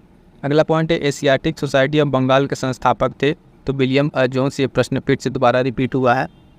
भारतीय विश्वविद्यालय में धार्मिक शिक्षा के लिए प्रबल रूप से वकालत की थी, तो मदन मोहन मालवीय ने। किसने? मदन मोहन मालवीय ने की थी। इसके लिए प्रबल रूप से वकालत की थी किसमें? भारतीय विश्वविद्यालय में जो है धार्मिक शिक्षा को पढ़ाने के लिए मदन मोहन मालवीय। आप जाना है ट्रिपल एम के नाम से इनको जाना भी आता है। ठीक है, ट्रिपल एम, और इनके नाम से कई जगह विश्वविद्यालय भी हैं और यूनिवर्सिटीज़ भी हैं, तो इनको ध्यान रखिएगा। अगला पॉइंट है कि हंटर कमीशन की रिपोर्ट में विकास पर जोर दिया गया था, तो प्राथमिक शिक्षा को लेकर। ठीक है, हंटर कमीशन की रिपोर्ट में किस पे जोर दिया गया था विशेष रूप से आप देखेंगे तो प्राथमिक शिक्षा को लेकर जो इस पे है बात कही गई थी हंटर कमीशन में। सैडलर आयोग संबंधित है, तो ये शिक्षा से संबंधित था। इस तरह के बहुत सारे आयोग हैं, हालांकि इनका हमने एक आपको शॉर्ट नोट्स जो है, ठीक है, PYQ और टेस्ट सीरीज का शॉर्ट नोट्स बना के हैंड रिटन उसकी वीडियो अपलोड कर दी है, और उसका नोट्स आप टेलीग्राम से जरूर प्राप्त कर लीजिएगा। वो आपको प्रीलिम्स के अंतिम दिनों में रिवीजन में काम आएगा। वहाँ सारी चीज़ें आपको क्रोनोलॉजिकली एक जगह मिल जाएंगी। ठीक है, तो भारत में अगला पॉइंट हमारे पास सैडलर आयोग समझ गए, शिक्षा से संबंधित था। काशी विद्यापीठ का संस्थापक, ठीक है, काशी विद्यापीठ के संस्थापक कौन थे? तो बाबू शिव प्रसाद गुप्त। कौन? बाबू शिव प्रसाद गुप्त जो है ये क्या थे? काशी विद्यापीठ के संस्थापक थे। अगला पॉइंट है साथी हमारे पास कि भारत में अंग्रेजों ने प्रथम मदरसा स्थापित किया था, तो कहाँ पर? तो ये मदरसा स्थापित हुआ था कलकत्ता में। ठीक है, ये अंग्रेजों के द्वारा प्रथम मदरसा स्थापित किया गया था, कहाँ पे? कलकत्ता में। 1857 में भारत में विश्वविद्यालय की स्थापना के समय इंग्लैंड के विश्वविद्यालय को प्रतिमानी के रूप में लिया गया था, तो लंदन के, ठीक है, लंदन के उसको लेके यहाँ पे किया गया था। अगला पॉइंट है हमारे पास साथियों, आगे बढ़ेंगे देखेंगे लंदन, ठीक है, डेक्कन एजुकेशन सोसाइटी। अगला पॉइंट है डेक्कन एजुकेशनल सोसाइटी की स्थापना संबंधित इनसे कौन संबंधित है? तो BG तिलक। ठीक है, BG तिलक इससे संबंधित है। BG तिलक हिंदी का पहला समाचार पत्र जो उदंड मार्तंड है वो 30 मई 1826 को प्रकाशित होता है। कहाँ से? कोलकाता से। ठीक है, कहाँ से? कोलकाता से। क्लियर है? तो इसे ध्यान रखिएगा कि हिंदी का ये पहला समाचार पत्र अगर आपसे पूछे तो उदंड मार्तंड जो है याद रखिएगा। इसके साथ जो इसकी डेट है साथियों कि 30 मई 1826, ये बहुत महत्वपूर्ण है, इसको ध्यान रखना है। कोलकाता से पब्लिश होता है। सर्वप्रथम सेंसरशिप किसने लागू की थी? तो वेलेज़ली ने। ठीक है, वेलेज़ली ने लागू किया था। क्या? सेंसरशिप लागू किया था। आगे बढ़ेंगे देखेंगे नेक्स्ट पॉइंट। इसमें भारत की शैक्षणिक नीति में फिल्ट्रेशन थ्योरी का सिद्धांत प्रतिपादक फिर वही मैकाले प्रश्न रिपीटेड है, तो ध्यान रखिएगा। अब इसके बाद से हमारे पास एक छोटा सा जो टॉपिक है ये 1885 से पूर्व स्थापित राजनीतिक संस्थाएं। ठीक है, तो जब कांग्रेस की स्थापना होती है उससे पहले भारत में और अन्य जगह पे कौन कौन सी राजनीतिक संस्थाएं थी उनके बारे में, उनसे संबंधित कुछ प्रश्नों को देखते हैं, फिर आगे बढ़ेंगे। तो सबसे पहला पॉइंट है कि भारतीय प्रश्नों पर विवेचना के लिए दादा भाई नौरोजी ने 1866 ईस्वी में लंदन में संगठन किया। किस नाम से इस संगठन को किया? तो अब देखेंगे ईस्ट इंडिया एसोसिएशन। ठीक है, ईस्ट इंडिया एसोसिएशन की स्थापना जो है लंदन में की जाती है दादा भाई नौरोजी के द्वारा 1866 ईस्वी में। ठीक, अगला पॉइंट है थियोसॉफिकल सोसाइटी के अनुयायी भारतीय दर्शन में विश्वास करते थे। तो सांख्य दर्शन में किसमें विश्वास करते थे? भारत का जो सिक्स दर्शन है, ठीक है, सिक्स दर्शन है, सांख्य दर्शन है, और इसके बाद भी जो अन्य दर्शन है उसमें से कौन से दर्शन से 6 दर्शन में सांख्य दर्शन में क्या करते थे? विश्वास रखते थे। ठीक है, अगर बात करें कि ये सांख्य दर्शन के इसके प्रवर्तक कौन थे सांख्य दर्शन के, तो आप याद रखिएगा यहाँ पे ये कपिल मुनि। ठीक है, कपिल मुनि। और अन्य जो बाकी के दर्शन है, 5 दर्शन है, उनके नाम मैं आपको एक बार बता दे रहा हूँ, ध्यान रखिएगा। उसमें एक है योग, ठीक है, क्या है? योग है, योग दर्शन। ठीक है, उसके बाद सांख्य आता है, फिर देखेंगे न्याय दर्शन, है ना, न्याय दर्शन आप देखेंगे गौतम, और वैशेषिक, ठीक है, कणाद का, उत्तर मीमांसा, उसके बाद से पूर्व मीमांसा। ठीक है, इतने सारे क्या है? ये कुल 6 दर्शन है, और यहाँ पर आप ध्यान रखिएगा सांख्य दर्शन के कौन है? तो कपिल मुनि है। क्लियर है इतना? आगे बढ़ेंगे, फिर से देखिएगा कि बंगाल एशियाटिक सोसाइटी की स्थापना 1784 ईस्वी में। ठीक है, हमने अभी आपसे ऊपर पूछा था कब हुआ था, तो बंगाल एशियाटिक सोसाइटी की स्थापना सर विलियम जोन्स के द्वारा जो कब हो रही है? 1784 ईस्वी में की जाती है। आगे बढ़ेंगे, देखेंगे नेक्स्ट पॉइंट क्या है हमारे पास। तो दिया हुआ है कि सुरेंद्र नाथ बनर्जी द्वारा स्थापित उप संगठन का नाम बताइए जिसका 1886 में इंडियन नेशनल कांग्रेस में विलय हो गया। तो ये जो है इंडियन नेशनल कॉन्फ्रेंस था। क्या था? Indian national conference. 1885 में स्थापित बम्बई प्रेसिडेंसी एसोसिएशन के संस्थापक थे कौन? फिरोज शाह मेहता। ठीक है, फिरोज शाह मेहता जो है 1885 में स्थापित करते हैं क्या कि बम्बई प्रेसिडेंसी एसोसिएशन की स्थापना करते हैं, और इसके बाद से ये चीज़ें फिर क्या होती हैं? कांग्रेस में मिल जाती हैं। अगला पॉइंट है कि सर सैयद अहमद खान द्वारा यूनाइटेड इंडियन पैट्रियोटिक एसोसिएशन का संस्थापक था। ठीक है, क्योंकि उनके अकॉर्डिंग में कौन सा था यहाँ पे? तो देखेंगे इनके साथ मिल के ये थे कौन थे? राजा शिव प्रसाद थे। इसमें मिल के क्या किए थे? इसकी स्थापना में इन्होंने मदद की थी। अगला पॉइंट है सूची है 1 और 2, इसको सुमेलित करना है साथियों। तो क्या करना है? सुमेलित करना है। तो अखिल भारतीय महिला संघ सम्मेलन का स्थापना 1927 में, अखिल भारतीय डिप्रेस्ड क्लास की स्थापना 1925 में, बॉम्बे सोशल रिफॉर्म एसोसिएशन की स्थापना 1903 में, और the Indian national social conference की स्थापना 1887 में। कितने में? 1887 में इसकी स्थापना होती है। तो ये पॉइंट क्या है?